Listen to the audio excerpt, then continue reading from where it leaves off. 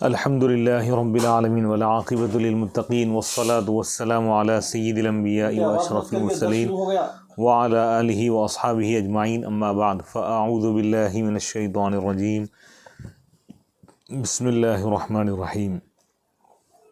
یا ایہا الذین آمنوا اطیعوا اللہ واطیعوا الرسول، صدق اللہ العظیم۔ محترم سامعین، مشکوٰۃ المصابیح کا سلسلہ وار درس جاری ہے۔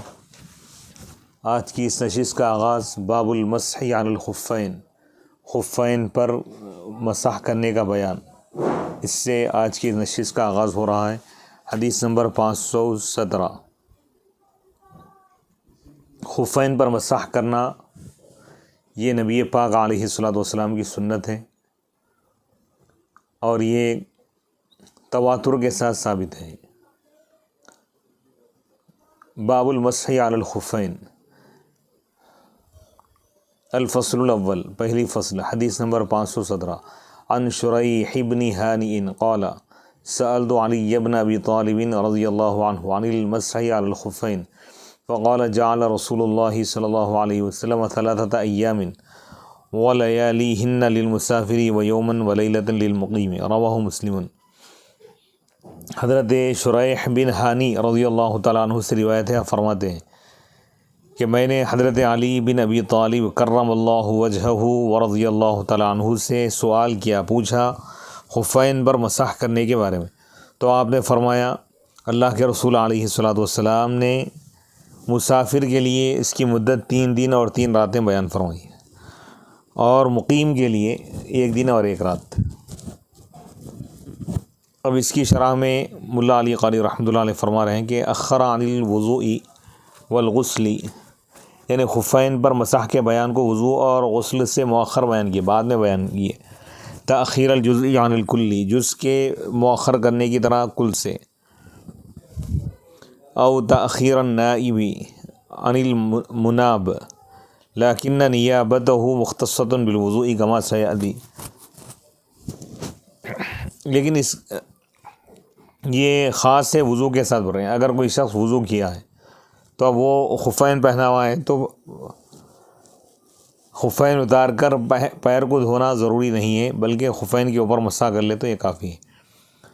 اور اس میں فقہاء کرام یہ فرماتے ہیں کہ خفین پہننے سے پہلے وہ وضو کرے اچھی طرح، اور اس میں پیروں کو بھی دھوئے۔ اس کے بعد جب وہ خفین پہنے گا، اس کے بعد جب وہ طہارت کو جائے گا، جب اس کا وضو ٹوٹے گا اور جب دوبارہ اس کو وضو کرنے کی ضرورت پڑے گی، تو وہاں سے اس کی مدت کا شمار ہوگا۔ اگر مقیم ہے، اپنے مقام پر رہنے والا ہے، سفر میں نہیں ہے، حضر میں اگر ہے، تو 1 دن اور 1 رات تک خفین پہن کر اس پر مسح کر سکتا ہے۔ جب بھی وضو کرے، پیر دھونے کے بجائے خفین کے اوپر مسح کرے گا۔ اور اگر مسافر ہے تو 3 دن اور 3 راتیں۔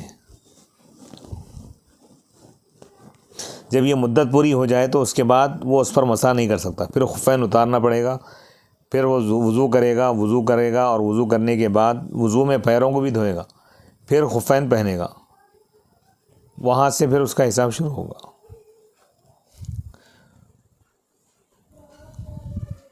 والمسح، مسح کے معنی بتا رہے ہیں، اصابۃ الید المبتلۃ بالعضو، یعنی تر ہاتھ، کچا ہاتھ عضو کسی بھی جسم کے حصے پر پھیر دینا، اس کا نام مسح ہے، پوجنا۔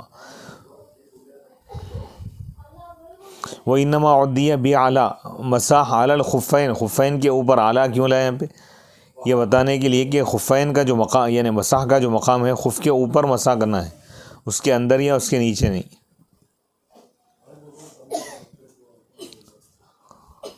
اب یہ مسح علی الخفین بول رہے ہیں، دونوں خف پر مسح کرنے کا بیان ہے، کیونکہ ایک خف پر مسح کرنا جائز نہیں ہے دوسرے کو چھوڑ کر، اور یہ احادیث سے ثابت ہے۔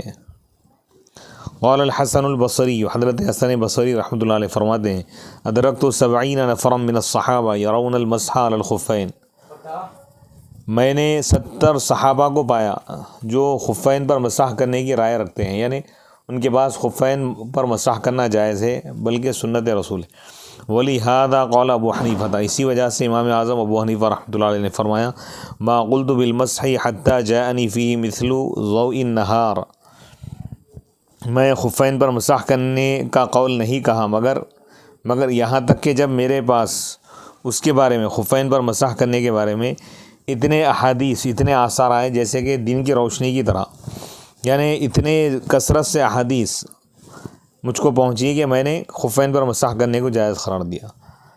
یعنی احناف کے پاس خفین پر مسح کرنا نہ صرف جائز بلکہ سنت رسول ہے۔ وقال الکرخی، اور کرخی نے کہا کہ اخاف الکفر علی من لا یر المسح علی الخفین۔ امام کرخی رحمۃ اللہ علیہ فرماتے ہیں کہ مجھے خوف ہے کفر کا ان لوگوں پر جو خفین پر مسح کرنے کی رائے نہیں رکھتے، یعنی خفین پر مسح کرنے کو جائز نہیں سمجھتے۔ میں یہ سمجھتا ہوں کہ وہ لوگ کفر کے قریب چلے جائیں گے، لأن الآثار التي جاءت فی حیز التواتر، کیونکہ وہ آثار، وہ احادیث اور وہ آثار جو خفین پر مسح کرنے کے بارے میں آئے ہیں یہ تواتر کے درجے میں ہیں، اور حدیث متواتر کا انکار کرنا کفر ہے۔ وبالجملة من لا يرى المسح على الخفين فهو من أهل البدع والأهواء، حتى سئل أنس بن مالك رضي الله تعالى عنه عن علامات أهل السنة والجماعة فقال أن تحب الشيخين ولا تطعن الختنين وتمسح على الخفين۔ بہرحال خلاصہ کلام یہ ہے کہ جو خفین پر مسح کی رائے نہیں رکھتا، یعنی جو خفین پر مسح کرنے کو جائز نہیں سمجھتا، وہ اہل بدع یعنی بدعتی لوگوں میں سے، مبتدع ہیں، اور اہل احوا میں سے یعنی گمراہ فرقوں میں سے۔ یہاں تک کہ حضرت سیدنا انس بن مالک رضی اللہ تعالیٰ عنہ سے پوچھا گیا اہل سنت والجماعت کی علامتوں کے بارے میں، تو آپ نے فرمایا کہ ان تحب الشیخین، اس کی علامتوں میں سے ایک علامت یہ ہے کہ تم شیخین سے محبت کرو، حضرت سیدنا ابو بکر صدیق اور حضرت سیدنا عمر فاروق رضی اللہ تعالیٰ عنہما، اور ولا تطعن الختنین، اور تم دونوں دامادوں یعنی حضرت سیدنا عثمان غنی اور حضرت سیدنا علی مرتضیٰ رضی اللہ تعالیٰ عنہ پر طعنہ نہ دو، یعنی ان سے بغض نہ رکھو بلکہ ان سے بھی محبت کرو۔ وَتَمْسَحَ عَلَى الْخُفَّيْنِ، اور تم خفین پر مسح کرو، یعنی خفین پر مسح کرنا یہ اہل سنت والجماعت کی علامتوں میں سے ہے۔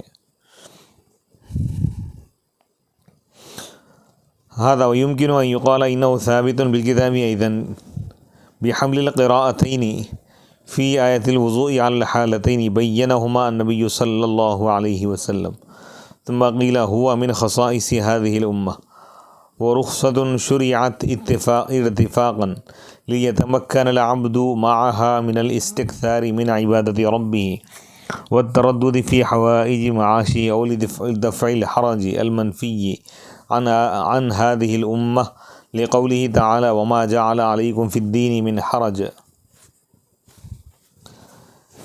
یہ بھی ہم کہہ سکتے ہیں کہ یہ خفین پر مسح کرنا قرآن سے بھی ثابت ہے، کیونکہ قرآن میں جس آیت میں وضو کا حکم دیا گیا ہے وہاں پر جو آیت ہے وَامْسَحُوا بِرُؤُوسِكُمْ، وضو کے فرائض بیان کرتے ہوئے اللہ فرما رہا ہے کہ تم اپنے سروں کا مسح کرو، وَأَرْجُلَكُمْ، وَامْسَحُوا بِرُؤُوسِكُمْ وَأَرْجُلَكُمْ إِلَى الْكَعْبَيْنِ، اور تم اپنے پیروں کو دھو ٹخنوں تک۔ وَأَرْجُلَكُمْ نصب کے ساتھ اگر پڑھے فَغْسِلُوا وُجُوهَكُمْ پر اس کا عطف ہوگا، یعنی چہروں کو دھو، ہاتھوں کو دھو، اور تم اپنے پیروں کو دھو۔ اور اگر وَأَرْجُلِكُمْ پڑھے اگر تو رؤوس پر اس کا عطف ہوگا، یعنی تم اپنے سروں کا مسح کرو اور اپنے پیروں کا مسح کرو۔ تو یہ خفین پہننے کی صورت میں پیروں پر مسح کرنے کا حکم دیا گیا ہے، تو خفین پر مسح کرنا یہ قرات کے مطابق یہ قرآن کی آیت سے ہی ثابت ہے۔ پھر علماء نے کہا کہ یہ اس امت محمدیہ کے خصوصیات میں سے اور ایک شرعی رخصت ہے، اجازت، آسانی، تاکہ بندہ اس کے ساتھ کثرت سے عبادت کر سکے۔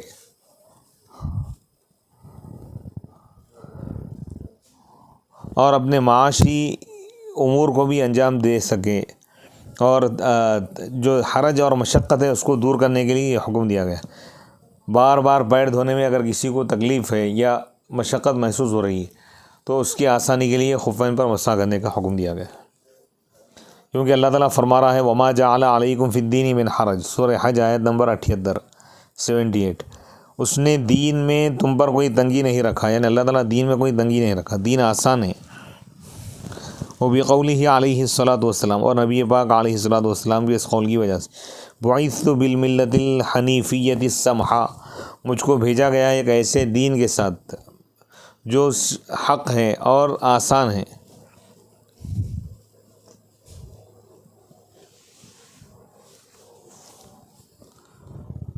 ويرد على من روى عن مالك عدم جوازه مطلقا أو في الحضر الأحاديث الكثيرة الصحيحة المشهورة.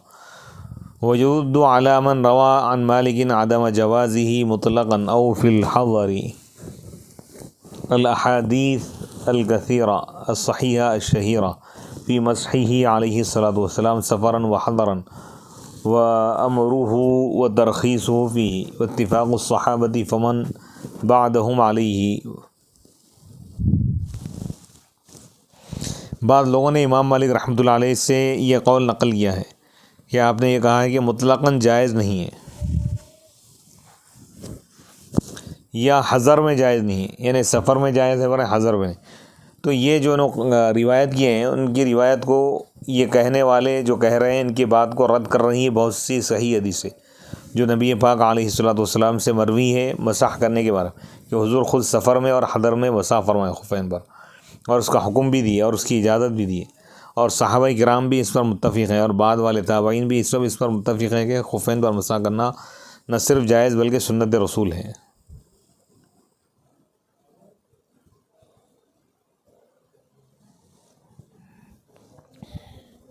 وقد صرح جمع من الحفاظ بأن أحاديثه متواترة المعنى وجمع بعضهم رواته فبلغوا 200 وادعى بعض العلماء فيه الإجماع لكن رده ابن المنذر. وفي شرح الهداية لابن الهمام قال ابن عبد البر لم يرد عن أحد من الصحابة إنكار المسح إلا ابن عباس وعائشة وابی ہریرہ. اور علماء حفاظ حافظین حدیث کی ایک جماعت نے وضاحت کی ہے کہ یہ جو احادیث ہے خفین پر مسح کرنے کے بارے میں یہ متواترۃ المعنی ہے، معنی کے اعتبار سے متواتر ہے. اور بعض لوگوں نے بعض محدثین نے اس کے راویوں کو جمع کیا تو وہ 200 کے قریب تک ہے، ان کی تعداد 200 تک پہنچ گئی. ودعا اور بعض علماء نے اس میں اجماع کا دعویٰ کیا ہے لیکن ابن منذر نے اس کا رد کر دیا ہے، اس کا انکار کر دیا ہے. ابن حمام جو ہدایہ کی شرح لکھے ہیں اس شرح میں ہے کہ قال ابن عبد البر، ابن عبد البر نے کہا ہے کہ کسی بھی صحابی سے مسح کا انکار یہ وارد نہیں ہے، منقول نہیں ہو رہا ہے سوائے حضرت عبداللہ بن عباس اور حضرت عائشہ اور حضرت ابو ہریرہ رضی اللہ تعالیٰ عنہ کے. فاما ابن عباس و ابو ہریرہ فقد جاء عنہما بالاسانید الحسان خلاف ذلك وموافقۃ سائر الصحابہ. اب رہے حضرت عبداللہ بن عباس اور حضرت ابو ہریرہ رضی اللہ تعالیٰ عنہما تو ان دونوں سے منقول ہے صحیح سندوں کے ساتھ اس کے برخلاف معاملہ آیا ہے، یعنی مسح کے جواز کو ماننا ان سے ثابت ہے جواز، یعنی مسح کرنا جائز ہے. واما عائشۃ ففی صحیح مسلم انہا احالت ذالک علی علم علی وفی روایت قالت وسکت عنہ عنی المسح ما لی بہذا علم وما رواہ محمد بن مہاجر البغدادی عنہا لان اقطع رجلی بالموسى احب الی من ان امسح علی الخفین باطل نص علی ذلك الحفاظ. یعنی تمام صحابہ اس بات پر متفق ہے کہ خفین پر مسح کرنا جائز ہے، نہ صرف جائز بلکہ سنت رسول ہے.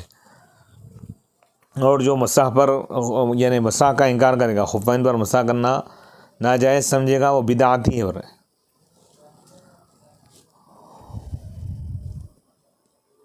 حضرت عائشہ صدیقہ رضی اللہ تعالیٰ عنہ کی طرف جو ایک روایت یعنی منسوب کی گئی ہے، کیا ہے وہ روایت؟ آپ فرماتی ہیں کہ میں اپنے پیر کو وسترے سے کاٹ لوں، یہ زیادہ بہتر ہے اس بات سے، مجھے زیادہ پسند ہے اس بات سے کہ میں خفین پر مسح کروں. تو یہ روایت صحیح نہیں ہے ورنہ باطل ہے ورنہ.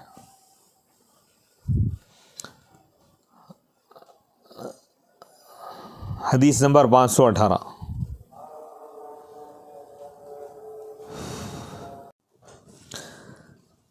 حدیث نمبر 517 اس کی شرح کرتے ہیں ملا علی قاری رحمۃ اللہ علیہ فرماتے ہیں کہ وان شریح، حضرت شریح سے روایت ہے، یہ تابعی ہے، یہ شریح بن ہانی یہ نبی پاک علیہ الصلوۃ والسلام کے زمانے کو پائے،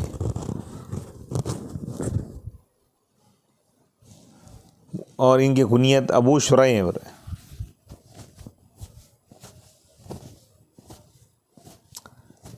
شریح بن ہانی، یہ جو ہانی ان کے جو والد ہیں نبی پاک علیہ الصلوۃ والسلام کے زمانے کو پائے۔ ہانی کی کنیت ابو شریح ہے۔ فقال انت ابو شریح من اصحابی علی کرم اللہ وجہہ، یعنی حضور فرمائیں کہ تم ابو شریح ہو، حضرت ہانی سے فرمائیں، من اصحابی علی، حضرت علی کرم اللہ وجہہ الکریم کے ساتھیوں میں سے، ساتھ رہنے والوں میں سے۔ اب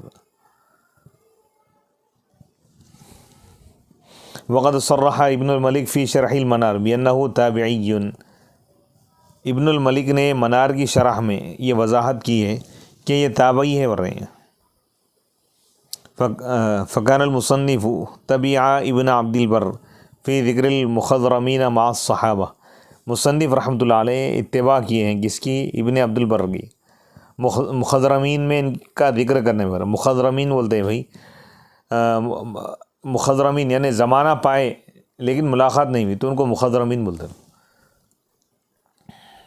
قال، حضرت شریح بن ہانی یہ فرماتے ہیں کہ میں نے مولا کائنات حضرت سیدنا علی ابن ابی طالب کرم اللہ وجہہ ورضی اللہ تعالیٰ عنہ سے پوچھا خفین پر مسح کرنے کی مدت کے بارے میں، او عن جوازہ علیہما، خفین پر مسح کرنا جائز ہونے کے بارے میں، والجواب علی الاول مطابق للسؤال، پہلا ایک قول یہ بر ہے اب اس کی شرح میں کہ خفین پر مسح کی مدت کے بارے میں پوچھا، دوسری توجہ یہ کر رہے ہیں کہ خفین پر مسح کرنے کے جائز ہونے کے بارے میں پوچھا، تو جواب پہلی توجہ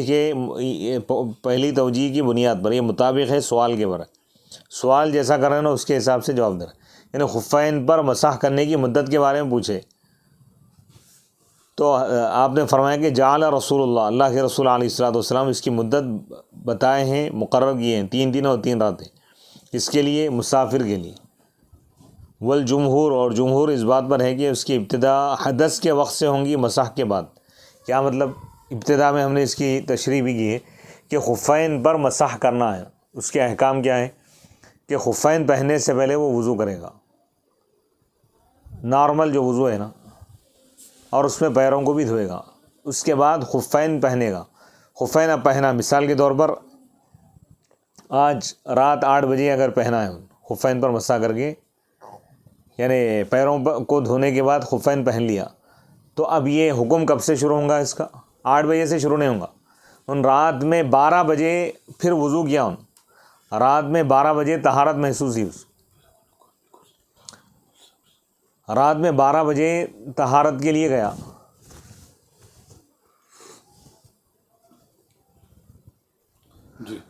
رات میں 12 بجے طہارت کے لیے گیا، یعنی 4 گھنٹے کے بعد خفین پہنا 8 بجے، اور اس کا وضو وغیرہ ٹوٹا کب؟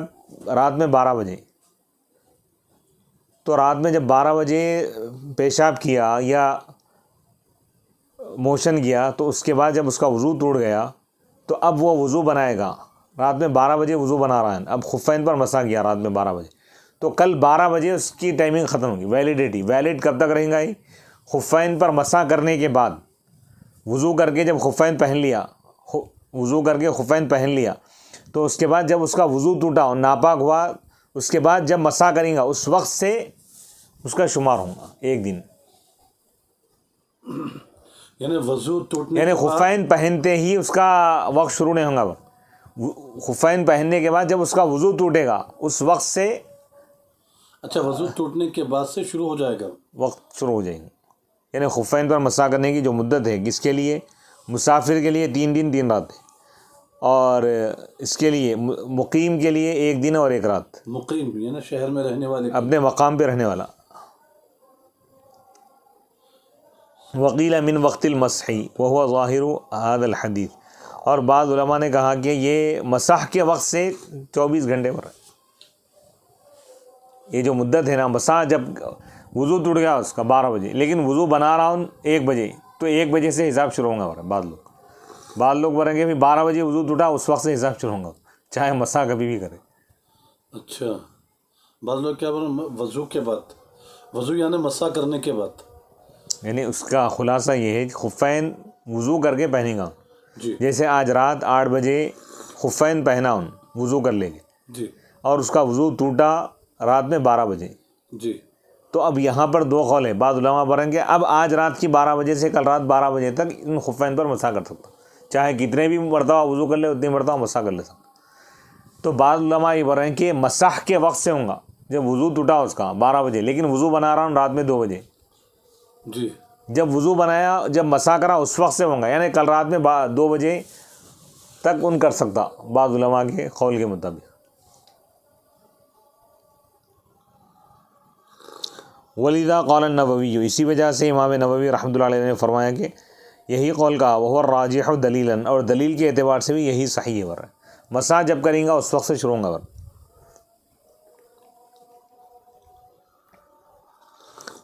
وقیل من وقت اللبسی، پہننے کے وقت سے، جب پہنا اس وقت سے بول رہے بعض لوگ، لیکن یہ قول صحیح نہیں ہے. وہ یومن ولیلتن، اور ایک دن اور ایک رات کس کے لیے؟ مقیم کے لیے، مسافر کے لیے 3 دن ہے. وہ حجت علی مالک، اور یہ امام مالک رحمۃ اللہ علیہ کے خلاف دلیل ہے. بول رہے ہیں انہوں بول رہے ہیں کہ مقیم تو مسا ہی نہیں کر سکتا. ولم یقید للمسافر بمدت، اور امام مالک بول رہے ہیں کہ مسافر کے لیے کوئی مدت کی قید نہیں، ان لمیٹڈ بھائی جب تک سفر میں کر سکتا ہوں، 3 دن ہو، 4 دن ہو، 5 دن ہو، 6 دن ہو، 7 دن. سبحان اللہ یہ سبحان امام اللہ. مالک رحمۃ اللہ علیہ کے پاس، یہ امام مالک کے پاس ہے. اچھا 3 دن 3 رات کا قید ہی نہیں ہے سمجھیے، نو ڈیوریشن. لیکن احادیث میں جو ہے احناف اس کو اختیار کر رہے ہیں 3 دن 3 رات. اس کے بعد اگر پھر کرنا چاہ رہا ہوں تو خفین اتار کے پھر وضو بنائیں گا، اس میں پیروں کو دھوئیں گا، پھر خفین پہنیں گا. ایسا ہے. امام مالک رحمۃ اللہ علیہ کی بھی تو اپنے دلائل ہیں نا، تو انشاءاللہ آگے بیان اپنے دلائل ہیں. کیجیے. ثم یعلم ان السفر لغۃ قطع المسافہ، سفر کے معنی بول رہے ہیں ہم کہ مسافت کو طے کرنا. ولیس کل قطع تتغیر به الاحکام من جواز الافطار، لیکن شرعی اصطلاح الگ ہے. یعنی میانہ رفتار سے 3 دن 3 راتیں اگر چلیں، اتنی مدت جب طے کی جاتی ہے تو اس کو مسافر بولیں گے. اور اس میں سفر کے جو احکام ہے اس میں یہ ہے کہ بھئی روزہ توڑنا جائز ہے سفر کی حالت میں. رمضان کا روزہ بھی فرض نہیں ہے، بعد میں اس کی قضا کی جا سکتی. اسی طرح 4 رکعت رمضان کا روزہ چھوڑا جا سکتا ہے، بعد میں اس کی قضا کریں گے. چھوڑا بھی جا سکتا ہے اور توڑا بھی جا سکتا ہے ضرورت پڑنے پر، حالت سفر میں اجازت ہے. اور اسی طرح 4 رکعت والی نماز 2 رکعت پڑھیں گے. اور خفین پر جو مسا کرنا ہے 3 دن 3 رات کی چھوڑے. فعم النبی صلی اللہ علیہ وسلم برخصۃ المسح 3 ایام جنس المسافرین، یعنی تمام مسافرین کو یہ اجازت دی جا رہی ہے. امام شافعی رحمۃ اللہ علیہ کے پاس کیا ہے، اگر کوئی گناہ کے ارادے سے سفر کر رہا ہے تو اس کو اجازت نہیں ہو رہی چھوٹ. اس کو کہیں کی اجازت نہیں، مطلب یہ چوری کے ارادے سے کوئی وہ چاہ رہا ہے، کسی کے قتل کے ارادے سے سفر کر رہا تو خفین پر مسا کرنے کی اس کو اجازت نہیں ہو رہا. گناہ کرنے جا رہا ہم اس کو سہولت دینا. تو ہم یہ بول رہے ہیں سفر سے تعلق ہے، سفر علت ہے. جو بھی سفر میں ہوں گا اس کو ایک کیا بات ہے. مگر امام شافعی رحمۃ اللہ علیہ کی دلیل کیا ہے؟ ومن ضرورت عموم الرخصت الجنس حتى انه يتمكن كل مسافر من مسح 3 ایام لكل مسافر، فالحاصل ان كل مسافر يمسح 3 ایام. فلو كان السفر الشرعي اقل من ذلك لثبت مسافر لا يمكنه مسح 3 ایام وقد كان.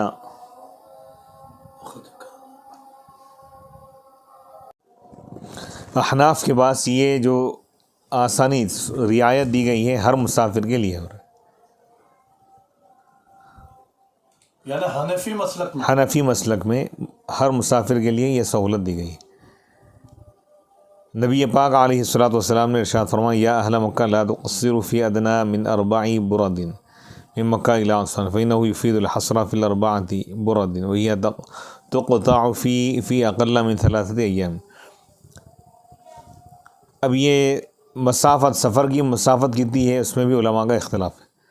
معتبر قول یہ ہے کہ درمیانی میانہ رفتار سے 3 دن مسلسل اگر چلے اور بیچ میں نمازوں کا وقت یا آرام کا وقت، کھانے کا وقت چھوڑ کے، تو جتنی مسافت طے ہوتی ہے وہی شرعی مسافت ہے۔ اس سے کم اگر ہے تو مسافر نہیں بولیں گے۔ حدیث نمبر 518 وعن المغیرہ بن شعبہ انہ غزا رسول اللہ صلی اللہ علیہ وسلم غزوۃ تبوک قال المغیرہ فتبرز رسول اللہ صلی اللہ علیہ وسلم قبل الغائد فحملت معه إداوة قبل الفجر فلما رجع أخذت أهريق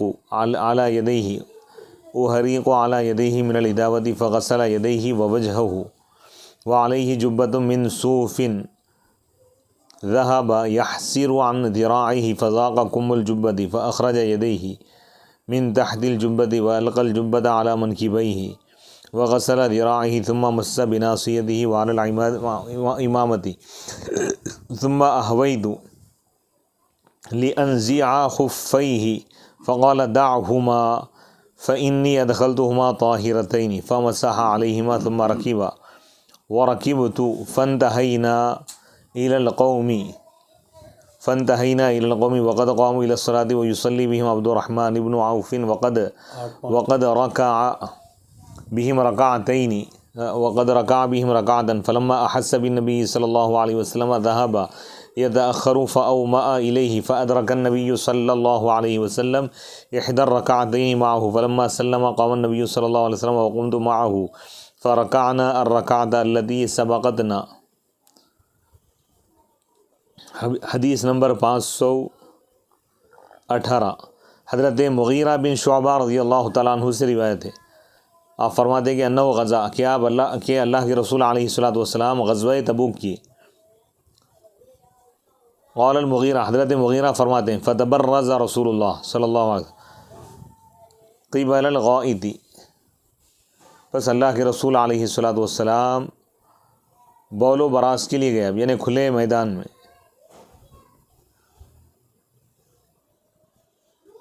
فحملت معه تو میں حضور کے ساتھ چلا، اداوتاً ایک برتن لے کر، پانی کا جو برتن ہے یا مشکیزہ، قبل الفجر، فجر سے پہلے۔ فلما رجع پر جب آپ واپس لوٹے تو میں آپ کے دونوں ہاتھوں پر پانی انڈیلنے لگا، بہانے لگا، من الاداوا وہ برتن سے۔ بس آپ اپنے دونوں ہاتھوں کو دھوئے اور چہرے انور کو دھوئے، جبکہ آپ کے اوپر اون کا ایک جبہ تھا، جبہ پہنے ہوئے تھے آپ۔ ذهب يحسر آپ اپنے آستین یعنی ہاتھوں سے یعنی جبہ ہٹانے لگے اب، لیکن جبے کا جو آستین ہے وہ تنگ ہو گیا، تو آپ اپنے دونوں ہاتھوں کو نکالے، من تحت الجبۃ جبے کے نیچے سے، اندر سے نکالے، اور جبہ آپ ڈال دیے اعلیٰ منکبیہ اپنے مونڈوں پر، اور آپ اپنے دونوں ہاتھوں کو دھوئے۔ پھر آپ اپنی پیشانی اور اپنی امامہ اس پر آپ مسح فرمائیں۔ ثم احویت پھر میں آپ کے خفین کو اتارنے کے لیے جھکا، خفین پہنے ہوئے تھے اب، تو آپ نے فرمایا اے مغیرہ تم ان دونوں کو چھوڑ دو، کیونکہ میں ان کو داخل کیا ہوں، یعنی یہ پہنا ہوں خفین اس حال میں کہ وہ پاک تھے، یعنی پیر پاک تھے، وضو کر کے میں پہنا ہوں۔ فمسح بس آپ ان پر مسح کیے، خفین پر مسح کیے، پھر آپ سوار ہو گئے اور میں بھی سوار ہو گیا، بس ہم قوم کی طرف پہنچے، قوم کے پاس آئے، جبکہ وہ لوگ نماز کے لیے کھڑے ہو گئے تھے اور ان کو حضرت عبد الرحمن بن عوف رضی اللہ تعالیٰ عنہ نماز پڑھا رہے تھے، جبکہ وہ ان کو 1 رکعت پڑھا چکے تھے۔ بس جب وہ نبی پاک علیہ الصلوۃ والسلام کی آمد کو محسوس کیے تو پیچھے ہٹنے لگے، تو آپ ان کی طرف اشارہ کیے۔ بس نبی پاک علیہ الصلوۃ والسلام 2 رکعتوں میں سے 1 رکعت ان کے ساتھ پائے۔ بس جب آپ سلام پھیرے، قام النبی یعنی حضرت عبد الرحمن بن عوف رضی اللہ تعالیٰ عنہ جب سلام پھیرے تو نبی پاک علیہ الصلوۃ والسلام کھڑے ہو گئے اور میں بھی آپ کے ساتھ کھڑا ہو گیا، بس ہم ادا کیے وہ رکعت جو ہم سے چھوٹ گئی تھی۔ اس حدیث کو امام مسلم نے روایت کیا ہے۔ تو اس حدیث پاک سے معلوم یہ ہوا کہ خفین پر مسح کرنا یہ حضور پاک علیہ الصلوۃ والسلام کی سنت ہے، اور یہ حدیث پاک سے ثابت ہے۔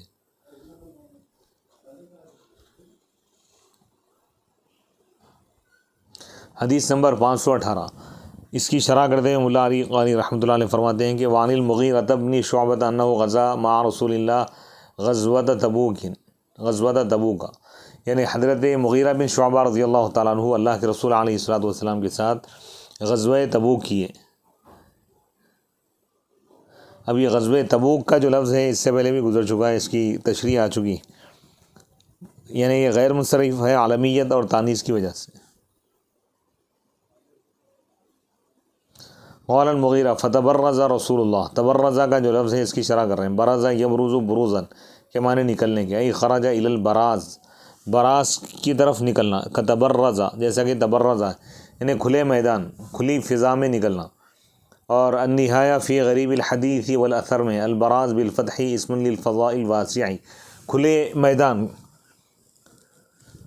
کو براز کہتے ہیں. فکنوا به عن قضاء الغائط، تو اب اس سے یعنی کنایتاً یہ لفظ استعمال کیا جانے لگا ہے کس کے لیے، یعنی قضاء حاجت سے فارغ ہونے کے لیے. کما کنوا عنہ بالخلا، جیسا کہ خلا کا لفظ استعمال کیا جاتا ہے.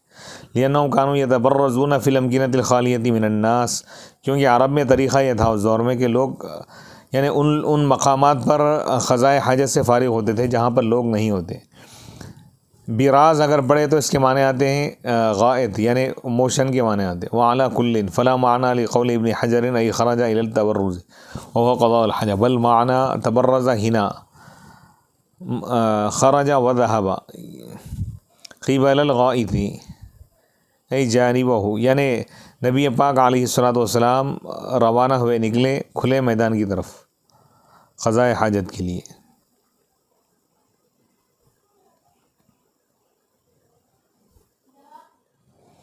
تو اس حدیث میں صحابی رسول فرما رہے ہیں کہ میں نبی پاک علیہ الصلوۃ والسلام کے لیے وضو کا پانی ایک برتن میں لے کر نکلا ہوں. قبل الفجر، فجر سے پہلے. وفی دلیل علی استحباب المبادرۃ الی تہیؤ اسباب العبادت قبل دخول اوقاتها. ملا علی قاری رحمۃ اللہ علیہ فرما رہے ہیں کہ عبادت کا وقت آنے سے پہلے اس کی تیاری کرنا، قبل از وقت تیاری کر لینا یہ بہتر ہے، اس میں جلدی کرنی چاہیے. فلما رجع ای من قضاء الحاجۃ اخذت ای شرعت احریق ای اصب الماء علی یدیہ، جب نبی پاک علیہ الصلوۃ والسلام واپس آئے تو میں آپ کے دونوں ہاتھوں پر پانی بہانے لگا، ڈالنے لگا. یہ اس سے معلوم یہ ہوا کہ وضو وغیرہ کرنے میں کسی سے مدد لینا جائز ہے. سیما اذا ارید بہ الافادۃ والاستفادہ، خاص طور پر جب اس سے افادہ اور استفادہ مقصود ہو. یعنی وضو کے دوران کسی سے مدد لینا، یعنی شاگرد سے یا مرید سے یا معتقد سے خدمت لے سکتے. اب یہاں پر صحابی رسول وضو کا پانی حضور پر ڈال رہے ہیں اور حضور وضو فرما رہے ہیں، تو اس میں بتانا مقصد یہ ہے کہ صحابہ کو آپ تعلیم دینا چاہتے ہیں وضو کا طریقہ تاکہ وہ آپ سے سیکھ لیں.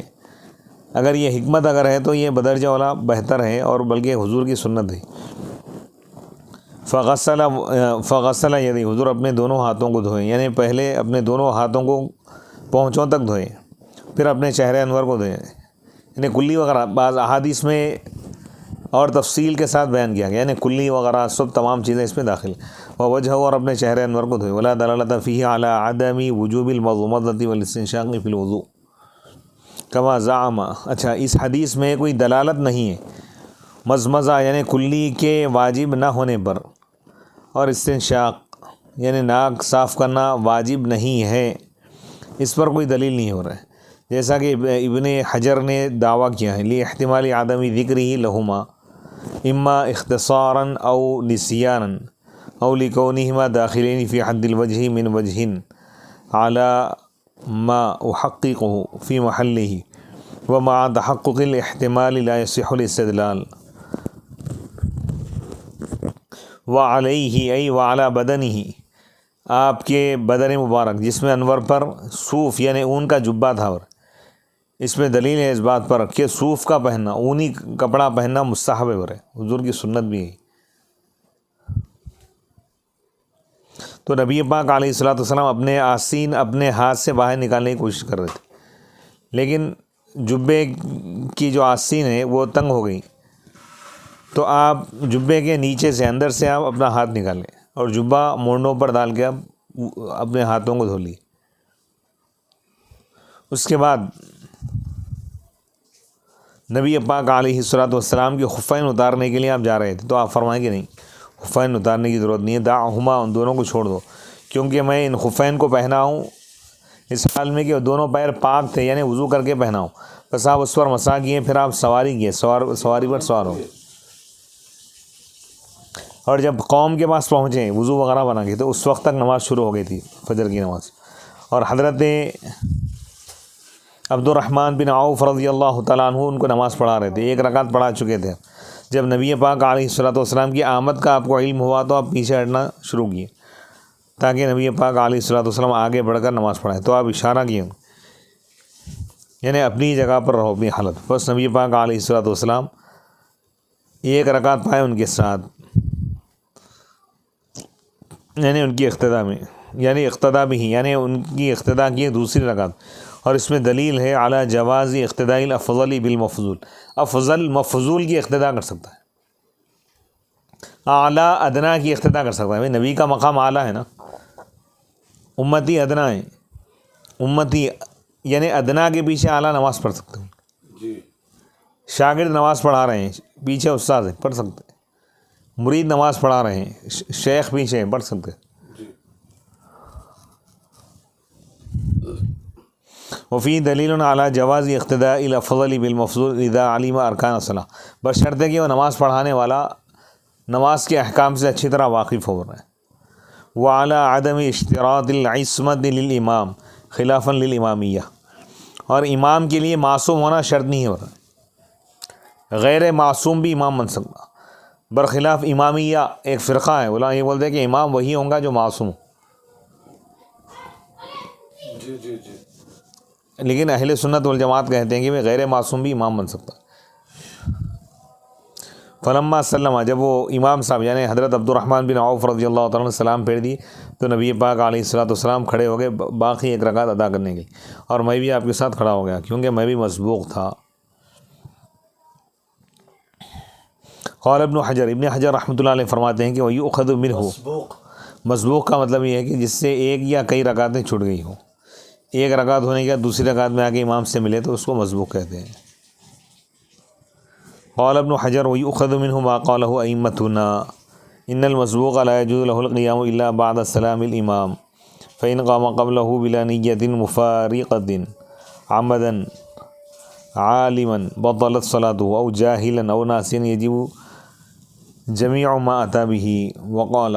اب یہاں پہ علامہ ابن حجر رحمۃ اللہ علیہ فرما رہے ہیں کہ اس حدیث سے وہ بات لی جا رہی ہے جو ہمارے ائمہ نے کہی ہے کہ مسبوق کے لیے کھڑا ہونا جائز نہیں ہے مگر امام کے سلام پھیرنے کے بعد، اگر وہ اس سے پہلے اگر کھڑا ہو گیا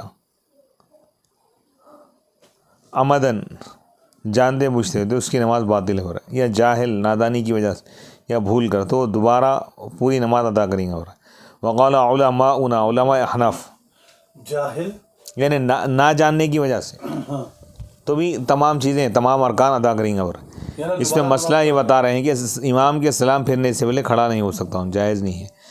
اگر کھڑا ہو گیا پہلے امام کے سلام پھیرنے سے پہلے بلا نیت مفارقہ، بغیر کسی نیت کے، عمدن جانتے ہوئے تو اس کی نماز باطل ہے ہو رہا ہے، نماز پھر شروع سے پڑھنا پڑے گا، یا نہ جانتے ہوئے کیا، بھول کی وجہ سے کیا تو دوبارہ تمام ارکان کو ادا کرے گا۔ وقال علماؤنا، ہمارے علماء نے کہا کہ یکرہ کراہت تحریم ان یقوم الی قضاء ما سبق قبل السلام الامام، امام کے سلام پھیرنے سے پہلے چھوٹی ہوئی نماز کو ادا کرنے کی طرف کھڑا ہونا یہ مکروہ تحریمی ہے حنفی بس، الا ان یکون القیام لضرورت صون صلاته عن الفساد کما اذا خشی ان انتظرہ ان تطلع الشمس قبل تمام صلاته فی الفجر فإن قام قبل ان يقعد الامام قدر التشہد۔ اب یہاں پہ یہ مسئلہ بتا رہے ہیں کہ امام سلام پھیرنے سے پہلے اگر وہ کھڑا ہو گیا تو مکروہ تحریمی ہے، بقی یعنی چھوٹی ہوئی نماز، بقیہ نماز کو ادا کرنا ہے تو امام صاحب سلام پھیرنے کے بعد کھڑا ہوں گا ان میں، ایک سلام پھیرنے کے بعد کم سے کم۔ جی الا ان یکون القیام، مگر یہ کہ قیام کھڑا ہونا کسی ضرورت کی وجہ سے ہو، جیسے کیا ضرورت بتا رہے ہیں، نماز کو فاسد ہونے سے بچانے کے لیے اگر امام کے سلام پھیرنے سے پہلے اگر کھڑا ہو رہا ہے، جیسے بتا رہے ہیں کہ جیسے اگر اس کو یہ ڈر ہو، خوف ہو کہ اگر وہ امام کے سلام پھیرنے کا انتظار کرے گا تو سورج طلوع ہو جائے گا، اس کی نماز فجر میں مکمل ہونے سے پہلے، فجر کی نماز میں دوسری رکعت میں آیا، پہلی رکعت چھوٹ گئی اور امام صاحب قاعدے میں اتنا لمبا بیٹھ گئے کہ اس کو اتنا طول دے رہے ہیں کہ اب اس کو ڈر ہے کہ اگر وہ کھڑا نہیں ہوں گا، اب امام سلام پھیر دیا سورج نکلتے وقت بھی تو اس کی نماز سو جائیں گے، لیکن اس کو ایک رکعت ادا کرنا ہے نا، سورج نکلتے وقت نہیں پڑھ سکتے تو نماز فاسد ہو جائیں گی، تو اس خوف سے اٹھ رہا ہے تو یہ جائز ہو رہا ہے، نماز کو بچانے کے خوف سے۔ فَإِنْ قَامَ قبل ان يقعد الامام قدر التشہد فإن كان مسبوقا بركعة ان وقع من قراءته بعد فراغ الامام من التشہد مقدار ما تجوز به الصلاة جاز صلاته وإلا فسدت صلاته لأن قيامه وقراءته قبل فراغ الامام من التشہد لا يعتبر۔ یا ایک مسئلہ یہ بھی بتا رہے ہیں کہ اگر وہ کھڑا ہو جائے امام کے تشہد کی مقدار بیٹھنے سے پہلے، امام صاحب قاعدے میں اتنی یعنی تشہد پڑھنے کے لیے کتنی دیر ہوتی، اس سے پہلے اگر ان کھڑا ہو گیا، اگر ان ایک رکعت کا مسبوق ہے، ایک رکعت اگر اس کی چھوٹ گئی تھی، ان وقع من قراءته بعد فراغ، اگر یعنی امام کے تشہد سے فارغ ہونے کے بعد اتنا وقت اگر گزرا کہ جس کی وجہ سے نماز جائز ہو جاتی ہے، اگر یہ چیز واقع ہوئی ہے امام کے تشہد سے فارغ ہونے کے بعد اتنی مقدار کے لیے جس سے نماز جائز ہوتی ہے تو اس کی نماز جائز ہے، ورنہ اس کی نماز فاسد ہے۔ یعنی بتایا جا رہا ہے کہ امام صاحب تشہد کی مقدار قاعدے میں بیٹھنے کے بعد اٹھ سکتا ہو رہا ہے نماز کو بچانے کے لیے، اس سے پہلے اگر اٹھ رہا ہے تو صحیح نہیں ہو رہا ہے۔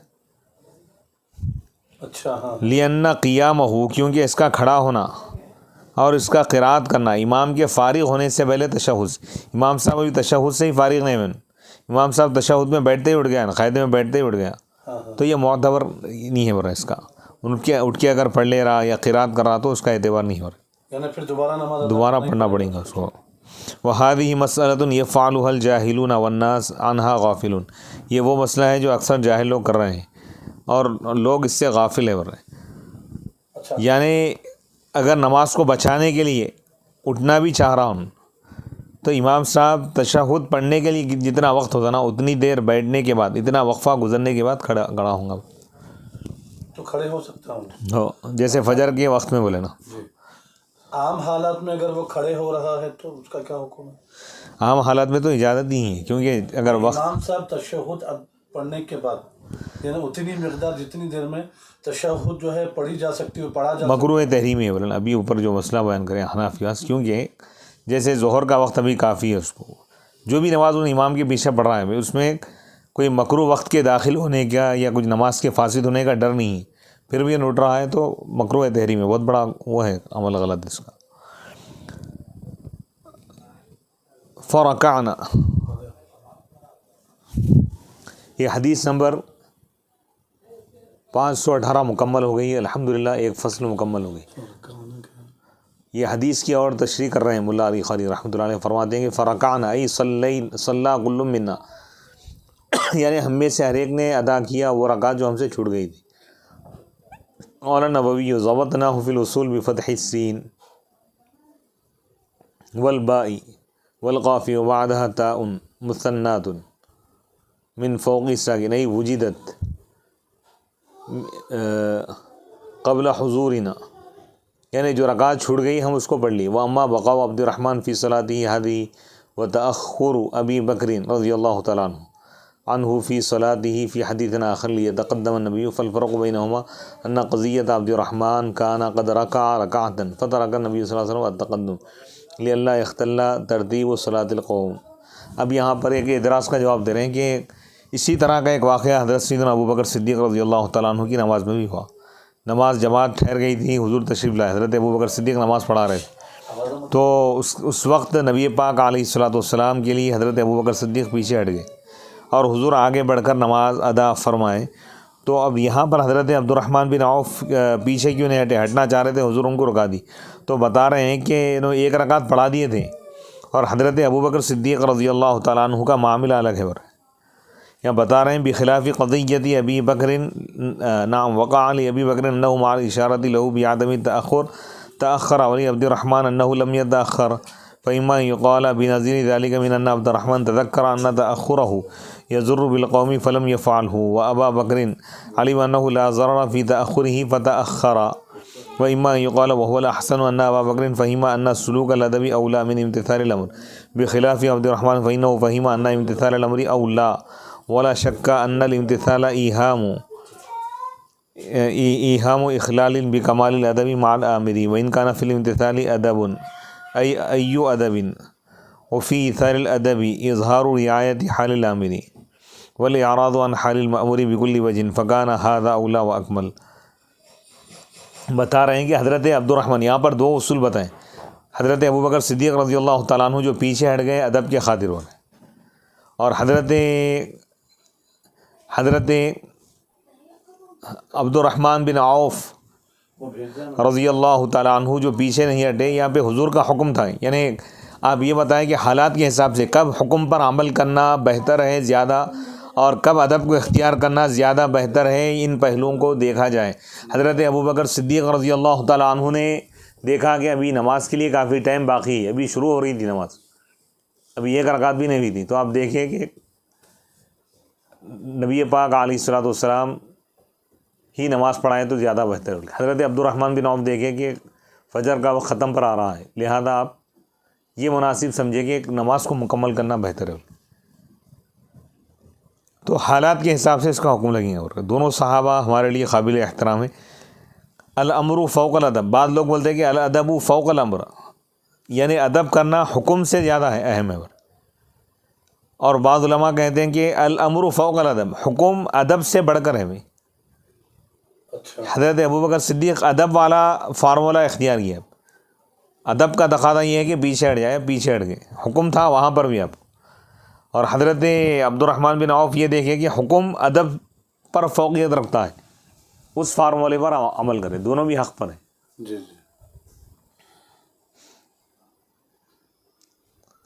وجاء فی روایت وقد يقال ان ابا بکر من الفرح لم يملك نفسه عن التأخر وللمبالغة في امتناعه عن التقدم والله اعلم. وجاء في رواية انه عليه الصلاة والسلام قال لهم بعد الفراغ منهم احسنتم صلوا الصلاة لوقتها يعني لا تؤخروها بعد دخول وقت الاختيار لانتظار الامام وانما يستحب ترك انتظاره اذا مضى زمان كثير ان لم يعلموا انه متى يجيء اما اذا علموا فيستحب الانتظار وان كان في موضع الامام قريبا من المسجد يستحب اعلامه وقت الصلاة رواه مسلم.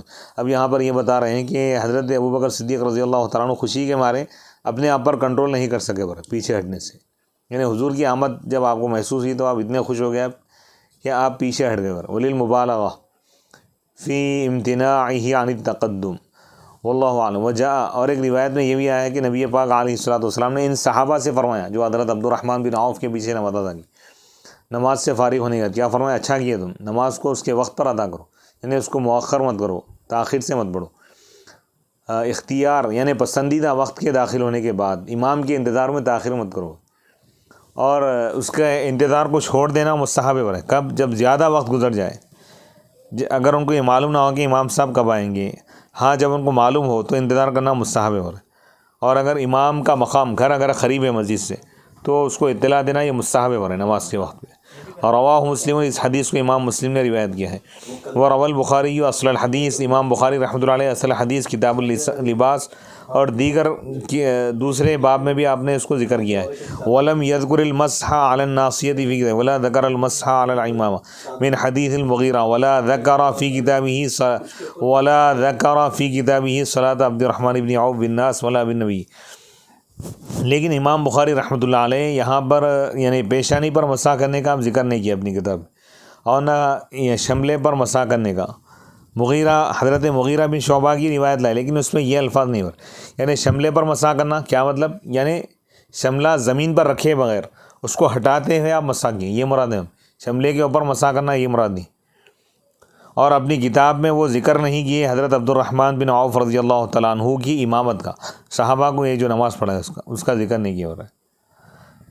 یہاں پر پہلی فصل مکمل ہو گئی اور دوسری فصل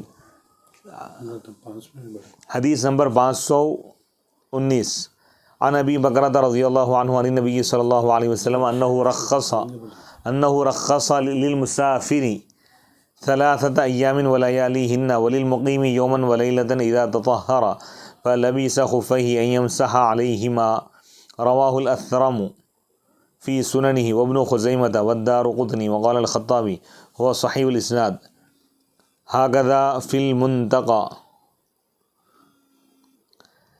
حدیث نمبر 519 حضرت ابو بکرہ رضی اللہ تعالیٰ عنہ سے روایت ہے، وہ نبی پاک علیہ الصلوۃ والسلام سے روایت کرتے ہیں کہ آپ علیہ الصلوۃ والسلام نے مسافر کو اجازت دی ہے 3 دن اور 3 راتوں کی مسا کرنے کے لیے، اور مقیم کے لیے 1 دن اور 1 رات۔ اذا تطہر جب وہ وضو کرے پس وہ خفین کو پہن لے، کہ ان یمسحہما کہ وہ بعد میں جب اس کو وضو کی ضرورت پڑے تو وہ خفین پر مسا کرے۔ اس حدیث کو اسرم نے روایت کیا ہے اپنی سنن میں، اور ابن خزیمہ نے روایت کیا، اور دارقطنی نے روایت کیا، اور خطابی نے کہا کہ اس کی سند صحیح ہے، اسی طرح منتقی میں ہے۔ حدیث نمبر 519 عن ابی بکرۃ، ابو بکرہ یہ تو کنیت ہے، ان کا نام نفیع بن حارث ہے، نفیع بن حارث۔ اور یہ یوم الطائف یعنی طائف کے دن یہ اسلام قبول کیے، تو نبی پاک علیہ الصلوۃ والسلام ان کا نام رکھ دیے ابو بکرہ، اور ان کو آزاد کر دی۔ فہو من موالی، بس یہ حضور کے آزاد کردہ غلاموں میں سے۔ یہ بصرہ میں رہے اور وہاں پر سن 49 ہجری میں آپ کی وفات ہوئی، اور آپ سے بہت سارے لوگوں نے احادیث کو روایت کیا ہے۔ نبی پاک علیہ الصلوۃ والسلام سے آپ روایت کرتے ہیں کہ نبی پاک علیہ الصلوۃ والسلام رخصت دی، یعنی جائز قرار دیا للمسافر، مسافر کے لیے مسا کرنے کو آپ نے جائز قرار دیا 3 دن اور 3 راتوں تک، اور مقیم کے لیے 1 دن اور 1 رات۔ واختلف اور اختلاف کیا گیا، آیا مسا افضل ہے یا پیر دھونا افضل ہے؟ وہ صحیح ہے کہ اگر وہ خفین پہنا ہوا ہے اس کے شرائط کے ساتھ تو مسا کرنا افضل ہے، جیسا کہ آپ علیہ الصلوۃ والسلام کے عمل سے یہ چیز ثابت ہے۔ اذا تطہر جب وہ وضو کرے پس وہ خفین پہنے، یعنی وضو کر کے خفین پہننے کا حکم ہے۔ بغیر وضو کے وضو نہیں ہے اور خفین پہن لیا تو اب وہ یعنی خفین پر مسا نہیں کرے گا، نہیں کر سکتا۔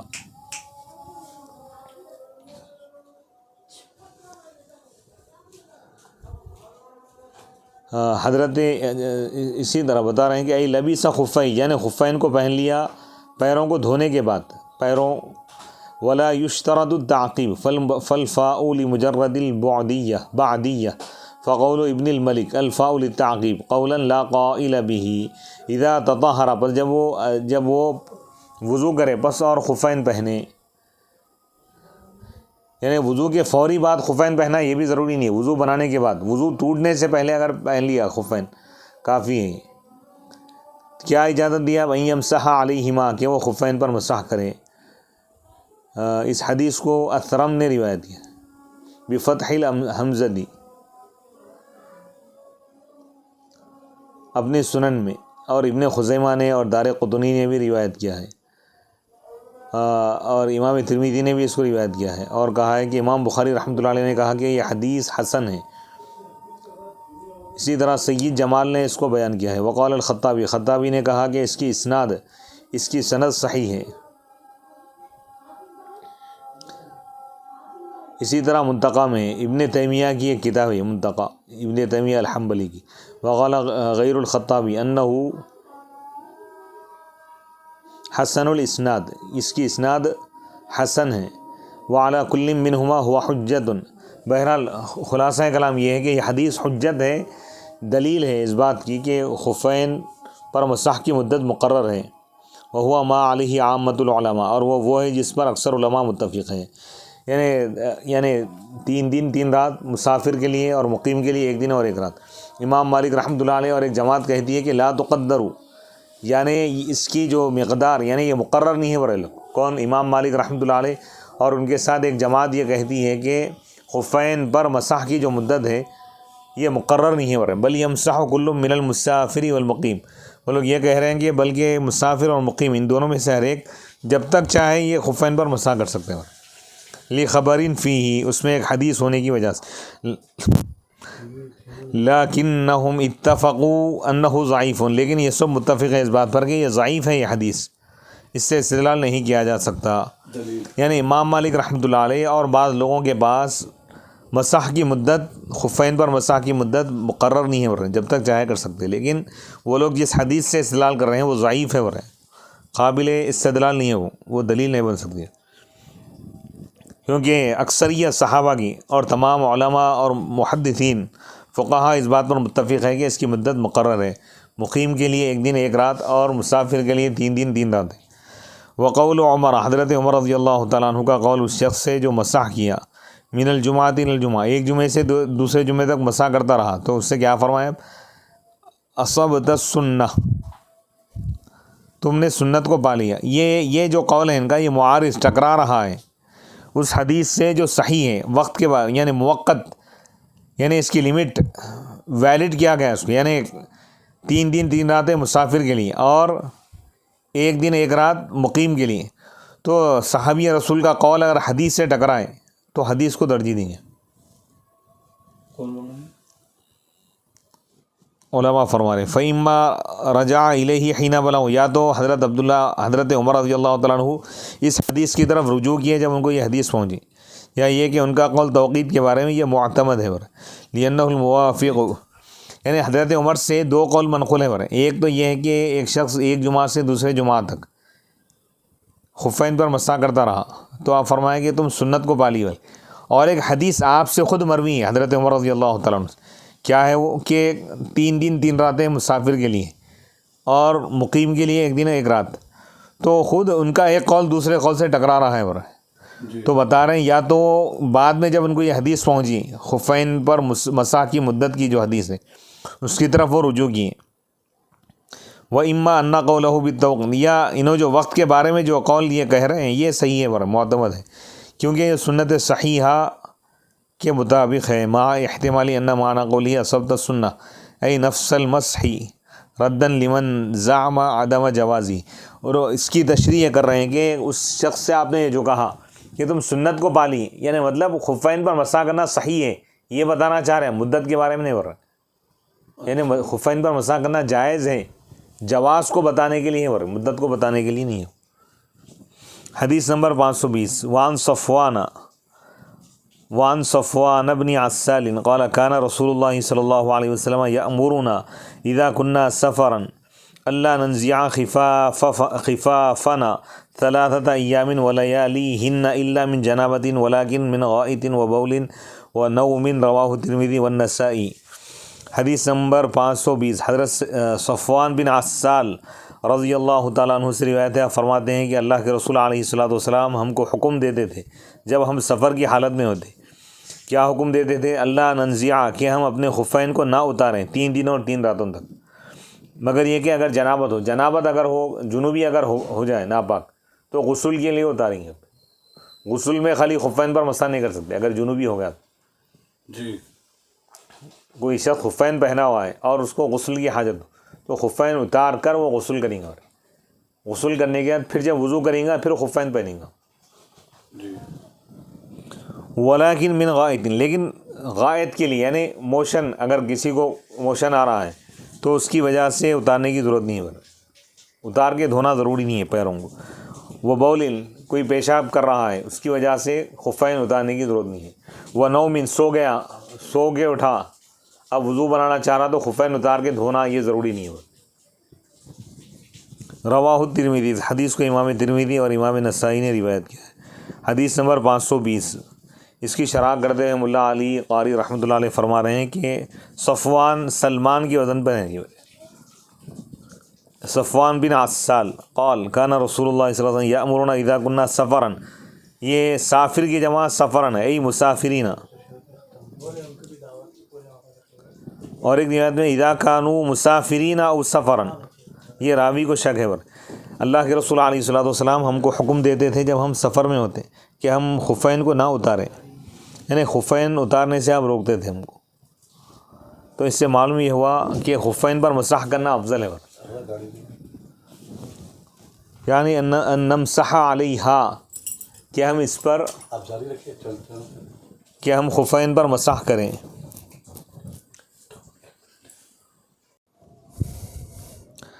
حدیث نمبر 520، اس کی شرح کرتے ہوئے مولا علی قاری رحمۃ اللہ علیہ فرما رہے ہیں کہ صفوان فعلان کے وزن پر رہی ہے. صفوان بن عسال سے روایت ہے. عسال عین اور سین کی تجدید کے ساتھ، عین عسال، سین پہ تجدید ہے.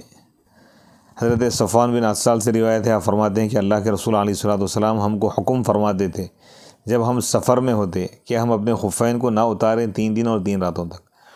یہ سفرن جو ہے سافر کی جمع ہے اور مسافر کے معنی میں. اللہ ننزیع، کہ ہم نہ اتاریں، یعنی آپ ہم کو خفین اتارنے سے روکتے تھے. تو اس سے معلوم یہ ہوا کہ خفین پہنے ہوئے تو مسح کرنا افضل ہے. خفافنا، خف کی جمع خفاف ہے. ثلاثۃ ایام ولیالہن الا من جنابہ، مگر جنابت کی وجہ سے اتارنے کا حکم دی. یعنی اللہ ننزیع خفافنا من حدث من الاحداث، یعنی ہم اپنے خفین نہ اتاریں کسی بھی صورت میں، کسی بھی حدث، کسی بھی ناپاکی کی وجہ سے. الا من جنابہ، مگر جنابت والی ناپاکی اگر ہے تو اتارنے کا حکم دیا گیا.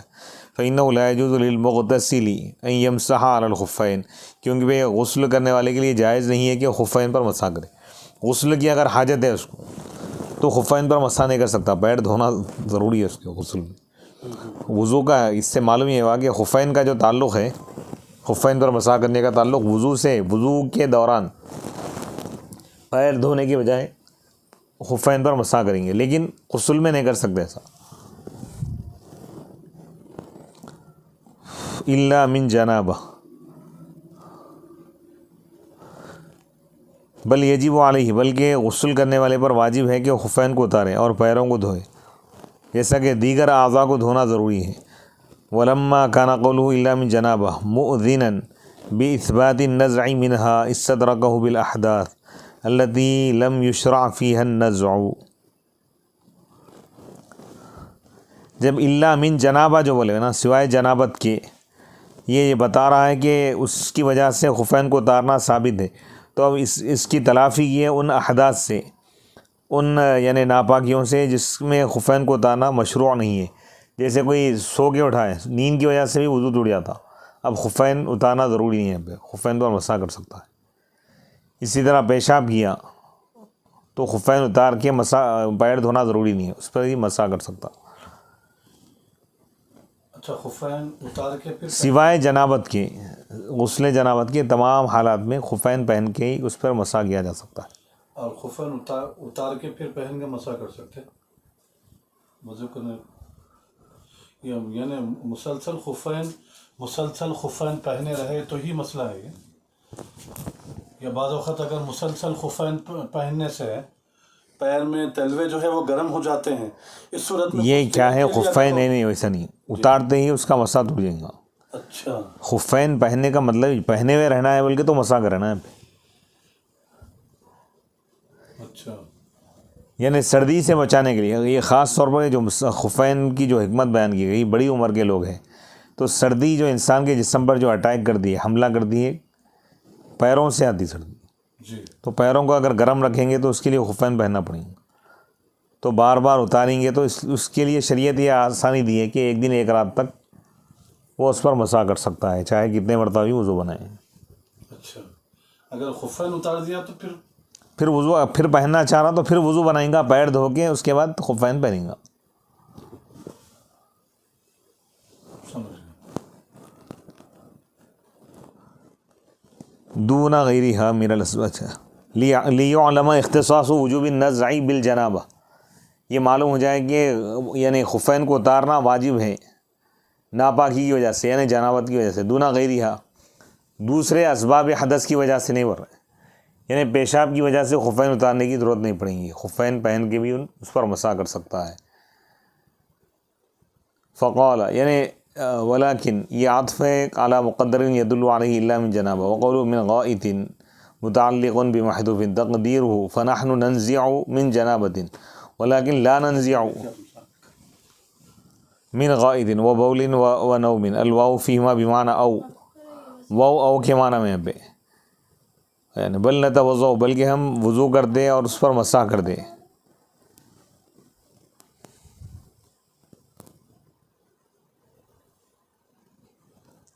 امرنا رسول اللہ تقدیر، اب یہ پوری عبارت اس طرح ہوں گی. اللہ کے رسول علیہ الصلوۃ والسلام ہم کو حکم دیے جب ہم مسافر ہو، سفر میں ہو.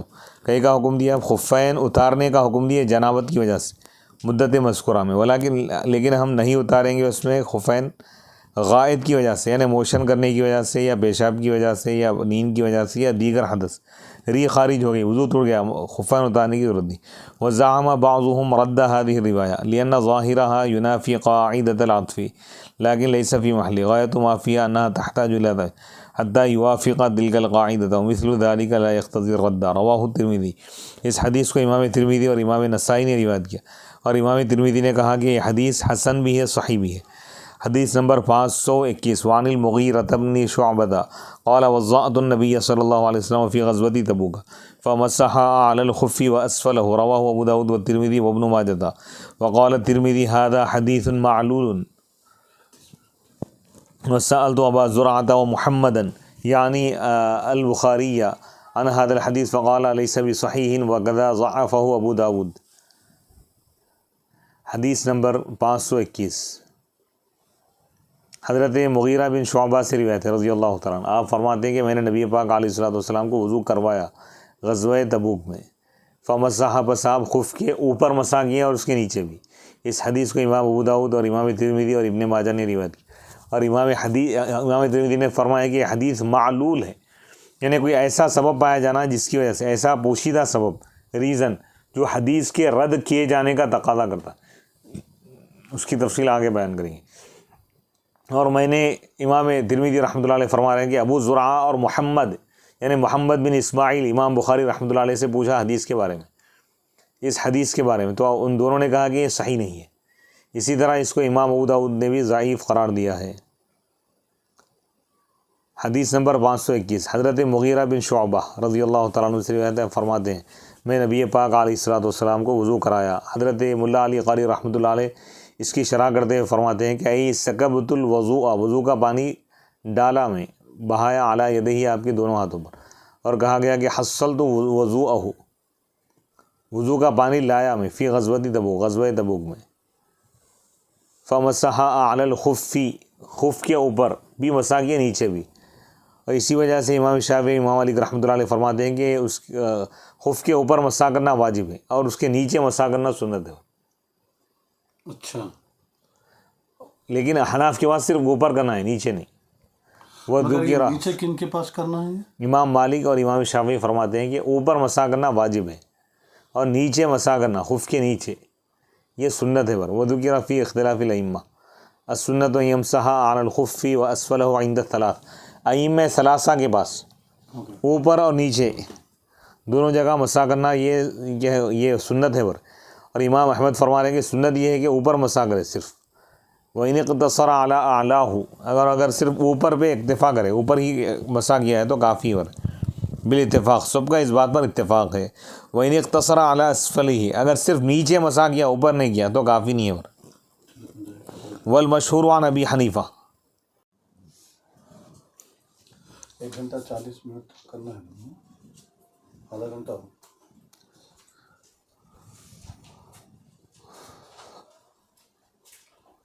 ائمہ ثلاثہ کے پاس حکم الگ ہے، اور امام اعظم ابو حنیفہ رحمۃ اللہ علیہ کا مذہب بھی امام احمد بن حنبل کے مذہب کی طرح ہے، یعنی اوپر یہ مسح کرنا یہ ضروری ہے، نیچے کرنا ضروری نہیں ہے. اگر کر بھی لیا تو کوئی حرج کی بات نہیں. وذکر ابن الولیگی فی شرح المصابیح انه قال الشیخ الامام البغوی هذا مرسل لم يثبت، ای لم يثبت اسناده الى المغیرہ. یہ حدیث مرسل ہے، اس کی سند مغیرہ تک ثابت نہیں ہے، حضرت مغیرہ بن شعبہ تک. وقال ابن حجر وفی روایت مسح علی اعلی خفیہ، مسح اعلی خفیہ خطوطا من الماء، یعنی مسح کرے گا آدمی اپنے خفین کے اعلیٰ یعنی اوپری حصے پر مسح کرے گا، خطوطا من الماء یعنی پانی کے لکیروں کی طرح، لین کی طرح، یعنی انگلی ہاتھ کو تر کرے گا، تر کر کے ہاتھ کی انگلیوں سے اس طرح کھینچتے ہوئے آئے گا۔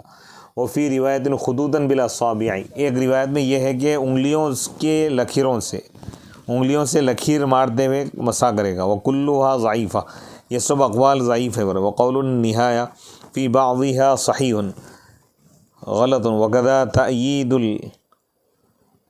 الاسنوی لہا، لیکن یحتج بہذا الحدیث لمذهبنا فإن الأكمل عندنا في مسح الخف أن يمسح أعلاه وأسفله وعقبه وحرفه خطوطا، وهذا من الفضائل وهي يعمل فيها بالحديث الضعيف والمرسل والمنقطع بالاتفاق۔ فإن الأكمل عندنا، ہمارے پاس کامل طریقہ یہ ہے خفین پر مسح کرنے کے بارے میں کہ وہ خف کے اوپری حصے پر بھی مسح کرے اور نیچے بھی کرے، ایڑی پر بھی مسح کرے، کنارے پر بھی مسح کرے لکیروں سے۔ اور یہ فضائل میں سے، اور فضائل میں حدیث ضعیف پر بھی عمل کیا جا سکتا ہے، اس پر سب کا اتفاق ہے۔ کما قالہ النووی وبین ابن عمر ذالک، حضرت ابن عمر رضی اللہ تعالیٰ عنہ نے اس کو بیان کیا۔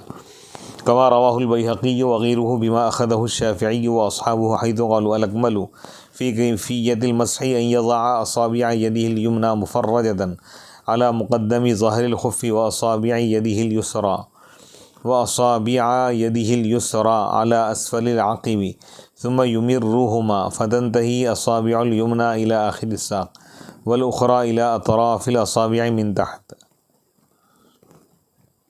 جیسا کہ اس حدیث کو روایت کیا ہے امام بیہقی اور دوسروں نے، بما اخذہ الشافعی، اس کے مطابق جس کو امام شافعی رحمۃ اللہ علیہ اختیار کی ہے اور ان کے اصحاب نے، کہ انہوں نے کہا اس طور پر کہ انہوں نے کہا ہے شوافی کے پاس حکم یہ ہے، کامل صحیح طریقہ ان کے پاس یہ ہے کہ خفین کی مسح کے بارے میں، کیفیت کے بارے میں یہ ہے کہ ان یضع اصابع یدہ الیمنی، اپنے سیدھے ہاتھ کے انگلیاں وہ رکھے گا کھول کر خف کے اوپری حصے کے آگے، اور اپنے بائیں ہاتھ کی انگلیوں کو رکھے گا ایڑی کے نچلے حصے میں، پھر وہ ان دونوں کو گزارے گا، بس سیدھے ہاتھ کی انگلیاں پہنچے گی الی آخر الساق، پنڈلی کے آخر تک، اور دوسرے ہاتھ کی انگلیاں پہنچے گی الی اطراف، انگلیوں کے پوروں تک نیچے سے۔ والظاہر ان العمل بالحدیث الضعیف محلہ اذا لم یکن مخالفا للحدیث الصحیح اب الحسن، وسیأتی ما یخالفہ من حدیث المتصل ومن حدیث علی کرم اللہ وجہہ، وأيضا انما يعمل بالحدیث الضعیف فی فضائل الاعمال الثابتہ بأدلة اخرى، وہا ہنا هذا هو الحکم، هذا الحکم ابتدائی مع انہ لیس فیہ ما يدل على ثوابہ وفضیلتہ، فتأمل وثبت العرش ثم انقش، رواہ ابو داود، فتأمل حق التأمل، حق التأمل۔ بہرحال خلاصہ کلام یہ ہے کہ خفین کے اوپری حصے پر مسح کرنا یہ ضروری ہے، اور بعض ائمہ یہ کہہ رہے ہیں کہ اوپر کے ساتھ نیچے بھی مسح کرنا جائز ہے۔ جواز کے تو سب قائل ہے، لیکن ضروری نہیں ہے نیچے مسح کرنا، اگر صرف اوپر بھی مسح کر لیا تو کافی ہے۔ اس حدیث کو امام ترمذی اور امام ابن ماجہ نے روایت کیا، اور امام ترمذی فرماتے ہیں کہ یہ حدیث معلول ہے، یعنی لم یسند ہو، یہ اس حدیث کو بیان نہیں کیا سند کے ساتھ،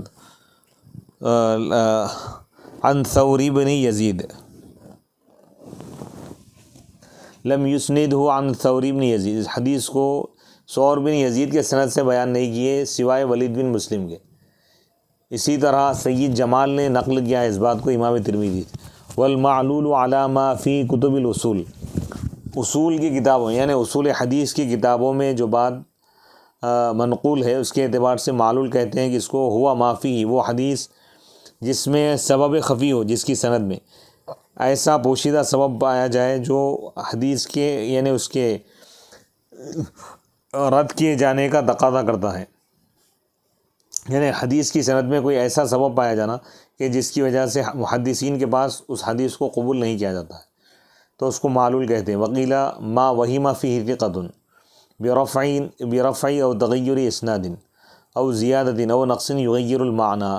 بعض علماء نے کہا کہ معلول وہ حدیث ہے کہ جس کے بارے میں ثقہ معتبر راوی کو وہم ہو کہ یہ سند یا تو تبدیل ہو گئی ہیں یا اس کو ہٹا لیا گیا ہے، سند بدلی ہوئی ہے یا اس میں کوئی کمی زیادتی ہو گئی، ایسی کمی زیادتی جو معنی کو بدل دے۔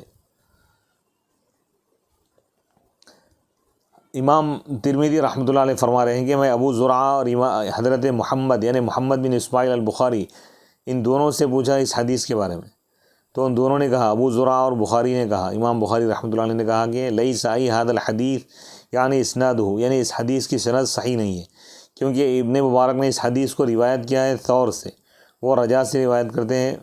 قال، انہوں نے کہا حدیث عن کاتب المغیرۃ حدث، وہ حضرت مغیرہ بن شعبہ رضی اللہ تعالیٰ عنہ کے کاتب سے روایت کی مرسل طور پر، وہ نبی پاک علیہ الصلوۃ والسلام سے روایت کی، اس میں مغیرہ کا ذکر نہیں کیا۔ اسی طرح سید جمال الدین نے اس بات کو بیان کیا ہے، نقل کیا ہے امام ترمذی رحمۃ اللہ علیہ سے۔ امام ابو داؤد نے بھی اس حدیث کو ضعیف قرار دیا ہے اور اس کی علت بیان کی ہے ارسال، یعنی تابعی ایک صحابی کا نام چھوڑ کر بیان کی۔ یہ حدیث مرسل ہے، لا یثبت، یہ ثابت نہیں ہو رہا اس کی سند۔ حدیث نمبر 522، وعنہ انہ قال رأیت النبی صلی اللہ علیہ وسلم یمسح علی الخفین علی ظاہرہما، رواہ الترمذی و ابو داؤد۔ انہی سے روایت ہے، یعنی حضرت سیدنا مغیرہ بن شعبہ رضی اللہ تعالیٰ عنہ سے متصلا روایت ہے۔ آپ فرماتے ہیں کہ میں نے نبی پاک علیہ الصلوۃ والسلام کو خفین پر مسح کرتے ہوئے دیکھا، خفین کے ظاہری حصے پر۔ اس حدیث کو امام ترمذی اور ابو داؤد نے روایت کیا ہے۔ حضرت ملا علی قاری رحمۃ اللہ علیہ اس کی شرح کرتے ہوئے فرماتے ہیں کہ ای عن المغیرۃ متصلا، یعنی امام حضرت مغیرہ بن شعبہ سے یہ حدیث متصلا روایت ہے۔ آپ فرماتے ہیں کہ میں نے نبی پاک علیہ الصلوۃ والسلام کو خفین پر اس کے ظاہر پر مسح کرتے ہوئے دیکھا، یعنی خفین کے اوپر مسح کرنا ہے، اندر نہیں، اور اس کے نیچے بھی کرنا نہیں۔ ای اعلیٰ ظاہری محل الفرض، یعنی محل فرض کا جو ظاہری مقام ہے وہ مقدم الرجلی، اور وہ پیر کا اگلا حصہ ہے۔ این یضع اصابع الیمنی، یعنی سیدھے ہاتھ کی انگلیوں کو رکھے اپنے سیدھے خف کے اگلے حصے پر، اور بائیں ہاتھ کی انگلیوں کو رکھے بائیں خف کے اوپری حصے پر، اگلے حصے پر انگلیوں کے پاس، اور اس کو کھینچ کر لائے پنڈلی تک ٹخنوں کے اوپر، اور اپنی انگلیوں کو کشادہ رکھے، کھلا رکھے۔ یہی مسنون طریقہ ہے، یعنی خفین پر مسح کرنے کا طریقہ بتا رہے ہیں کہ سیدھا ہاتھ سیدھے پیر پر، بایاں ہاتھ بائیں ہاتھ پیر پر رکھیں۔ کہاں پر رکھیں؟ انگلیوں پر، یعنی سیدھے ہاتھ کی انگلیوں کو سیدھے پیر کے انگلیوں پر رکھیں، پھر وہاں سے ہاتھ کو کھینچتے ہوئے پنڈلی تک لائیں۔ یہ سیدھے ہاتھ پر مسح ہوگا، سیدھے پیر پر مسح ہوگا، سیدھے پیر کے خف پر۔ پھر بائیں خف پر اگر مسح کرنا ہے تو بائیں ہاتھ کی انگلیوں کو ترک کر کے بائیں پیر کے خف کے اوپر رکھیں انگلیوں کے پاس، وہاں سے کھینچتے ہوئے بائیں ہاتھ کو پنڈلی تک لائیں۔ یہ خفین پر مسح کرنے کا طریقہ ہے۔ وَلَوْ مَسَحَ بِإِصْبَعٍ وَاحِدَةٍ 3 مرات، اگر ایک ہی انگلی سے 3 مرتبہ وہ مسح کیا، ہر مرتبہ نیا پانی لیا نئے مقام پر، تو یہ جائز ہے، ورنہ جائز نہیں ہے۔ یعنی ایک انگلی سے اگر ایک ہی مرتبہ کیا تو نہیں ہوں گے۔ وفی الخلاصہ لو وضع الکف ومدها او مع الاصابع كلها حسن والاحسن ان يمسح بجميع اليد حتى باصابعها۔ خلاصہ نامی کتاب میں کہ اگر کوئی شخص اپنی ہتھیلی رکھ دے اور اس کو کھینچے، دراز کرے، یا تمام انگلیوں کے ساتھ اگر مسح کرے تو حسن، اچھا ہے، اور زیادہ بہتر یہ ہے کہ وہ اپنے پورے ہاتھ سے مسح کرے، یہاں تک کہ پوری انگلیوں کو بھی استعمال کرے۔ وَلَوْ مَسَحَ بِرَأْسِ كَفِّهِ جازا، اگر اپنے انگلیوں کے، اپنے ہتھیلی کے سرے سے اگر مسح کرے تب بھی جائز ہے۔ وَكَذَا بِرُؤُوسِ الْأَصَابِعِ، انگلیوں کے اوپری حصے سے بھی اگر وہ کر لے، اس کے رؤوس سے، یہاں تک کہ 3 یعنی ہاتھ کی انگلیوں میں سے 3 انگلیوں کے مقدار بھی اگر اپنے انگلیوں کے سروں سے اگر مسح کر لے، جائز ہے۔ وقیل من اصابع الرجل، اور کہا گیا کہ انگلیوں کی، پیر کی انگلیاں وہ مذہب ابی حنیفہ، اور یہ امام اعظم ابو حنیفہ رحمۃ اللہ علیہ کا مذہب ہے، اس کے جواز پر اتفاق ہے سب کے پاس۔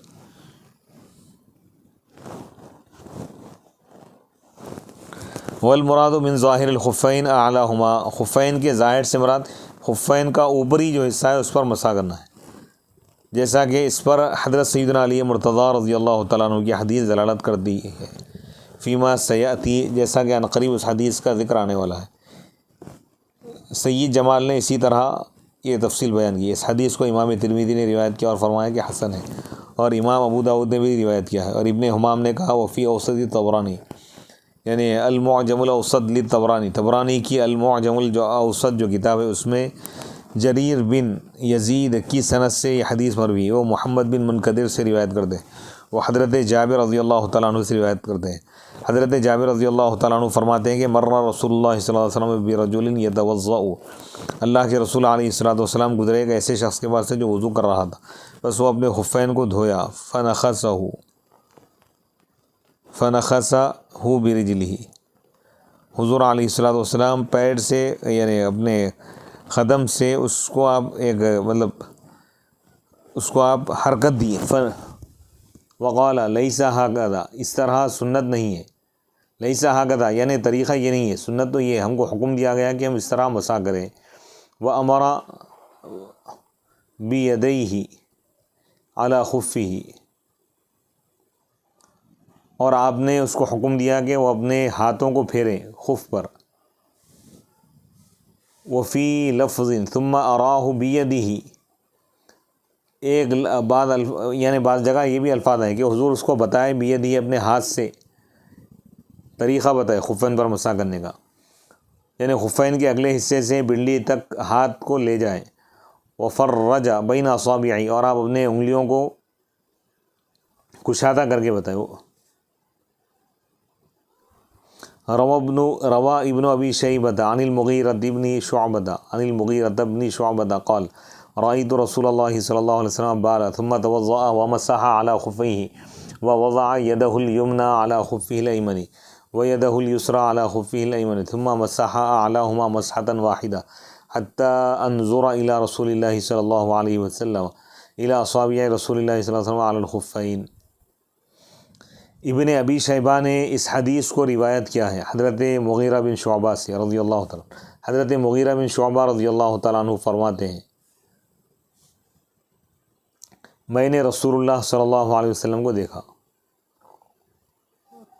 کہ آپ ضرورت سے فارغ ہوئے، پھر آپ وضو فرمائے، پھر اپنے خفین پر مسح کیے، اور اپنا سیدھا ہاتھ رکھے اپنے بائیں سیدھے خف پر، اور اپنا بایاں ہاتھ رکھے اپنے اعلیٰ خفہ اپنے بائیں خف پر، پھر آپ نے ان دونوں پر مسح کیا، ان دونوں کے اوپری حصے پر ایک ہی مسح پر، ایک مرتبہ ہی مسح کیا، یہاں تک کہ میں اللہ کے رسول علیہ الصلوۃ والسلام کی انگلیوں کو دیکھا علی الخفین، خفین کے اوپر، یعنی ہاتھ کی انگلیوں سے آپ مسح فرمائیں، مسح کا طریقہ بتایا گیا۔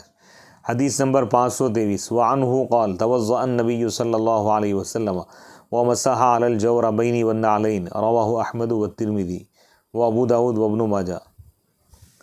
اور انہی سے روایت ہے، یعنی حضرت مغیرہ رضی اللہ تعالیٰ عنہ سے روایت ہے، فرماتے ہیں کہ نبی پاک علیہ الصلوۃ والسلام وضو فرمائے اور جوربین یعنی خفین پر مسح کی، اور نعلین یعنی شوزوں پر مسح کی۔ اس حدیث کو نعلین پر مسح کی، یعنی نعلین کے اوپر خفین پہنے تھے، ان خفین پر آپ مسح کی۔ اس حدیث کو امام احمد اور امام ترمذی اور امام ابو داود اور امام ابن ماجہ نے روایت کیا ہے۔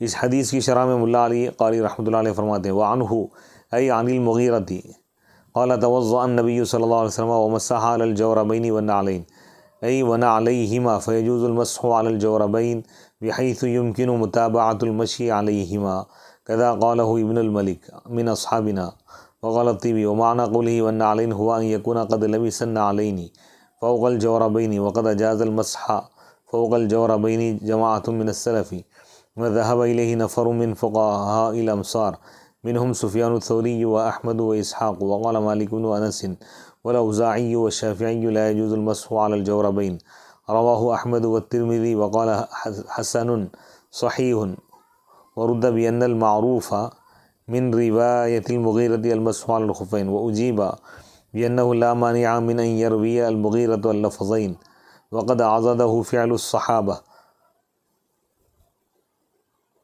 حضرت مغیرہ بن شعبہ رضی اللہ تعالیٰ عنہ سے روایت ہے، فرماتے ہیں کہ نبی پاک علیہ الصلوۃ والسلام نے وضو فرمایا اور آپ جوربین پر مسح فرمائے، نالین پر مسح کی۔ فیجوز، پس جائز ہے خفین پر مسح کرنا، بحیث اس طور پر کہ ان دونوں پر چلنا ممکن ہو، یعنی وہ پہن کر، جوربین سے مراد ایسے جورب کہ وہ پہن کر چلنا ممکن ہو۔ اسی طرح ابن الملک نے کہا ہمارے اصحاب میں سے، احناف میں سے، یعنی جورب بھی ایک خفین کی ایک قسم ہے، یہ بھی۔ نالین سے کیا مراد ہے یہاں پر اب فرما رہے ہیں کہ عمانہ قولی بندہ علی، نالین پر مسح کی، یعنی نالین پہن چکے تھے جوربین کے اوپر، اور مسح کو جائز قرار دیا ہے انہوں نے جوربین کے اوپر، ایک جماعت نے سلف کی، اور اسی کی طرف گئے ہیں امصار، یعنی کئی ایک فقہا، ان میں سے سفیان ثوری، امام احمد اور اسحاق ہے، اور امام مالک بن انس، حضرت اوزاعی، شافعی کہتے ہیں کہ مسح جائز نہیں ہے جوربین پر۔ اس حدیث یعنی امام مالک اور امام شافعی اور اوزاعی کے پاس جوربین پر مسح جائز نہیں ہے، جبکہ امام احمد بن حنبل، اسحاق اور سفیان ثوری کے پاس جائز ہے۔ اس حدیث کو امام احمد اور ترمذی نے روایت کیا، اور امام ترمذی نے کہا کہ یہ حدیث حسن صحیح ہے۔ ورد بأن المعروف من روایت المغیرہ، یعنی اور اس حدیث کا انہوں نے رد کیا، یا بعض لوگوں نے رد کیا کہ یہ مشہور، یعنی مغیرہ کی جو روایت مشہور ہے خفین پر مسح کرنے کی ہو، تو اس کا جواب یہ دیا گیا کہ لا مانع، کہ ہو سکتا ہے کہ کوئی رکاوٹ نہیں ہے کہ مغیرہ دونوں لفظوں کے ساتھ روایت کی ہو، جوربین اور خفین، اور صحابہ کا عمل بھی اس کی تائید کر رہا ہے، صحابہ بھی دوسرے جوربین کی روایت کیے ہیں۔ قال ابو داود ومسح علی الجوربین علی وابن مسعود، امام ابو داود فرما رہے ہیں کہ جوربین پر مسح کیا حضرت علی رضی اللہ تعالیٰ عنہ، اور حضرت عبداللہ بن مسعود رضی اللہ تعالیٰ عنہ، حضرت امامہ اور سہل بن سعد اور عمرو بن حریث، اتنے صحابہ جوربین پر مسح کیے۔ ورویہ ذلک عن عمر، اور یہ روایت کی گئی ہے چیز حضرت عمر اور حضرت عبداللہ بن عباس رضی اللہ تعالیٰ عنہما سے۔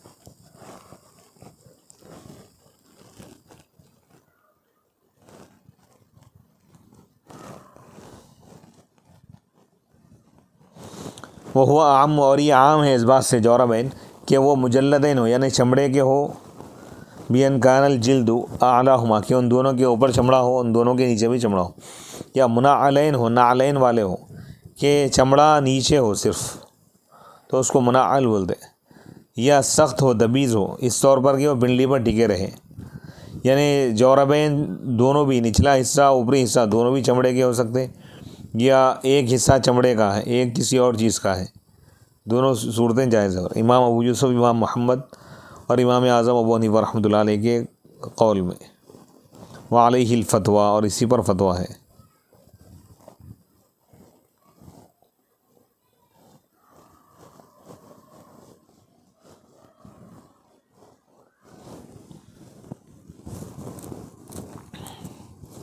حدیث نمبر الفصل الثالث، تیسری فصل، حدیث نمبر 524، وعن المغیرہ قال مسح رسول اللہ صلی اللہ علیہ وسلم علی الخفین فقلت له یا رسول اللہ نسیت قال بل انت نسیت بهذا امرنی ربی عز وجل، رواہ احمد و ابو داود۔ حدیث نمبر 524، حضرت سیدنا مغیرہ بن شعبہ رضی اللہ تعالیٰ عنہ سے روایت ہے، فرماتے ہیں کہ اللہ کے رسول علیہ الصلوۃ والسلام خفین پر مسح کیا آپ نے، تو میں نے عرض کیا کہ یا رسول اللہ کیا آپ بھول گئے؟ تو آپ نے فرمایا نہیں، بلکہ تم بھول گئے ہو، اسی چیز کا، اس کا میرے رب نے مجھ کو حکم دیا ہے، اس کا بھی میرے رب نے مجھ کو حکم دیا ہے۔ اس کو امام احمد اور امام ابو داود نے روایت کیا ہے۔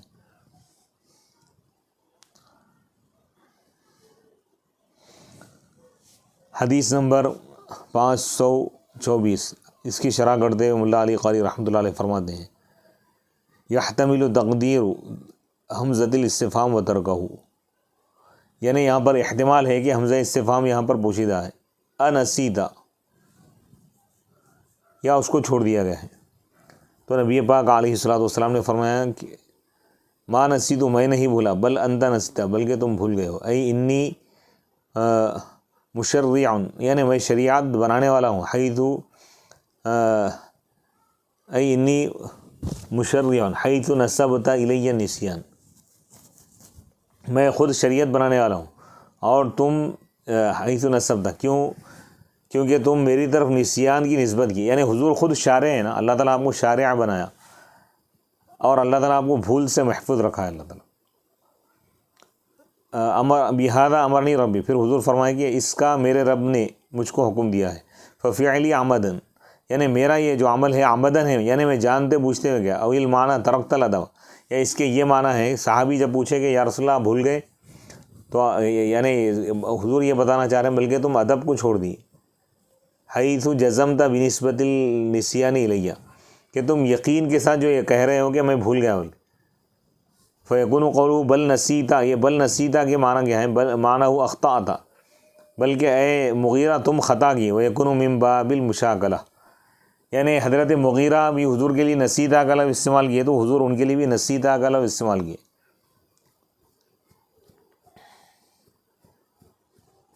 یعنی معلوم یہ ہوا کہ حضور کا ہر عمل حق ہے اور آپ جو بھی کرتے ہیں اللہ کے حکم سے کرتے ہیں۔ وظاہر قولہ بہذا ای بالمسح، بہذا سے مراد ای بالمسح، یعنی مسح کا میرے رب نے مجھ کو حکم دیا، تو اس سے یہ بات معلوم ہوئی کہ مسح ثابت ہے کتاب سے بھی، وامسحوا برؤوسکم وارجلکم، اس قرات کے مطابق مسح قرآن سے بھی ثابت ہے، مسح علی الخفین، اس حدیث کو امام احمد اور امام ابو داؤد نے روایت کیا ہے۔ حدیث نمبر 525، وعن علی رضی اللہ عنہ قال لو کان الدین بالرأی لکان اسفل الخف اولا بالمسح من اعلاہ، وقد رأیت رسول اللہ صلی اللہ علیہ وسلم یمسح علی ظاہر خفیہ، رواہ ابو داود وللدارمی معناہ۔ حدیث نمبر 525، حضرت سیدنا علی مرتضیٰ رضی اللہ تعالیٰ عنہ سے روایت ہے، آپ فرماتے ہیں کہ اگر دین کا دار و مدار رائے پر ہوتا، عقل پر ہوتا، مکمل صرف عقل پر ہی ہوتا، تو خف کا نچلا حصہ یہ مسح کا زیادہ حقدار ہوتا اس کے اوپری حصے سے، جبکہ میں اللہ کے رسول علیہ الصلوۃ والسلام کو خفین کے ظاہری حصے پر مسح کرتے دیکھا۔ یعنی اگر عقل کا یعنی دین کا دار و مدار صرف عقل پر ہوتا تو عقل کا تقاضا یہ تھا کہ انسان جب خفین پہن کر چل رہا ہے تو خف کا اوپری حصے اس پر تو کوئی گندگی نہیں لگتی، نچلے تلوے کے حصے پر لگتی ہے، تو وہاں پر دھونے کا، وہاں پر مسح کرنے کا حکم دیا جانا چاہیے تھا، جبکہ شریعت میں خفین کے نچلے حصے یعنی تلوے کے حصے پہ مسح کرنے کا حکم نہیں دیا گیا، اوپر مسح کرنے کا حکم دیا گیا۔ تو اس سے معلوم یہ ہوا کہ دین کا دار و مدار اللہ کی کتاب قرآن پر ہے، اللہ اور اس کے رسول کے احکامات پر ہے، احادیث پر ہے۔ انسان اپنی عقل سے دین کو نہیں سمجھ سکتا، دین کے احکام عقل سے نہیں نکالے جاتے بلکہ قرآن اور حدیث سے جانے جاتے ہیں۔ وحی پر اس کا دار و مدار ہے، وحی خفی اور وحی جلی پر، قرآن اور حدیث پر، کتاب و سنت پر ہے۔ حدیث نمبر 525 کی شرح کرتے ہوئے ملا علی قاری رحمۃ اللہ علیہ فرماتے ہیں انہ قال، حضرت علی سے روایت ہے رضی اللہ عنہ، آپ فرماتے ہیں کہ لو کان الدین بالرأی ای بمجرد العقل، اگر دین کا دار و مدار صرف عقل پر ہوتا، روایت اور نقل پر نہ ہوتا، سماع پر، تو خف کا نچلا حصہ یہ مسح کے زیادہ حقدار ہوتا، مسح کا زیادہ حقدار ہوتا اس کے اوپری حصے سے، کیونکہ نچلا حصہ یہ نجاستوں کے زیادہ قریب ہوتا ہے، نجاست جو بھی لگے گی پیر کے نچلے حصے کو لگے گی، خف کے نچلے حصے کو، اور خف کا اوپری حصہ جو ہے یہ تو نجاستوں سے دور ہوتا ہے، جبکہ میں اللہ کے رسول علیہ الصلوۃ والسلام کو دیکھا خفین کے ظاہری حصے پر مسح کرتے، مرادہ بھی انہ علی ظاہرہما، یعنی خفین کے ظاہر پر آپ مسح کیے، جیسا کہ کلام کا سیاق بھی اس پر دلالت کر رہا ہے۔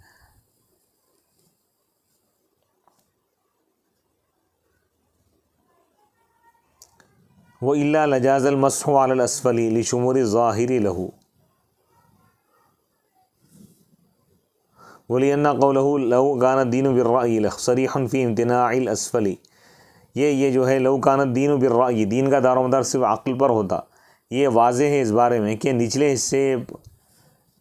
حصے پر یعنی مسح نہیں کرنا چاہیے. فتعین ان مرادہ بظاہر خفیہ اعلیٰ ظاہرہما، یعنی ان دونوں میں سے جو ظاہر ہو رہا ہے اس کے اوپری حصے پر کرنا ہے.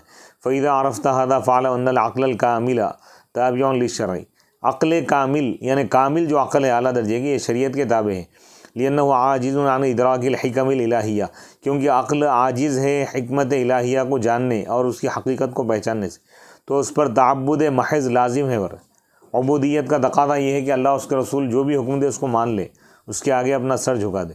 وما ضل من ضل من الکفرۃ والحکماء والمبتدعات واہل الاہواء الا بمتابعۃ العقل، یعنی جو کفار اور دانش مند حکماء اور بدعتی اور خواہشات والے جو لوگ ہیں، جو بھی گمراہ ہوئے وہ گمراہ نہیں ہوئے مگر صرف عقل کی اتباع کرنے کی وجہ سے اور نقل کی موافقت کو چھوڑنے کی وجہ سے، یعنی قرآن و حدیث میں جو آیا ہے اس کی موافقت اتباع کو چھوڑ دی. اور امام اعظم ابو حنیفہ رحمۃ اللہ علیہ نے فرمایا کہ لو قلت بالرأی لاوجبت الغسل بالبول. امام اعظم ابو حنیفہ رحمۃ اللہ علیہ فرمایا کہ اگر میں رائے پر عمل کرنے والا ہوتا تو میں یہ کہتا کہ پیشاب کرنے کی وجہ سے غسل واجب ہوتا ہے، جبکہ پیشاب کی وجہ سے غسل واجب نہیں ہوتا.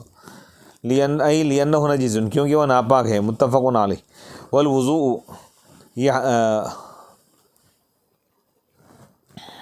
والوضوء بالمنی، اور میں یہ کہتا کہ والوضوء بالمنی یعنی خروج منی کی وجہ سے وضو واجب ہوگا کیونکہ وہ ناپاک ہے.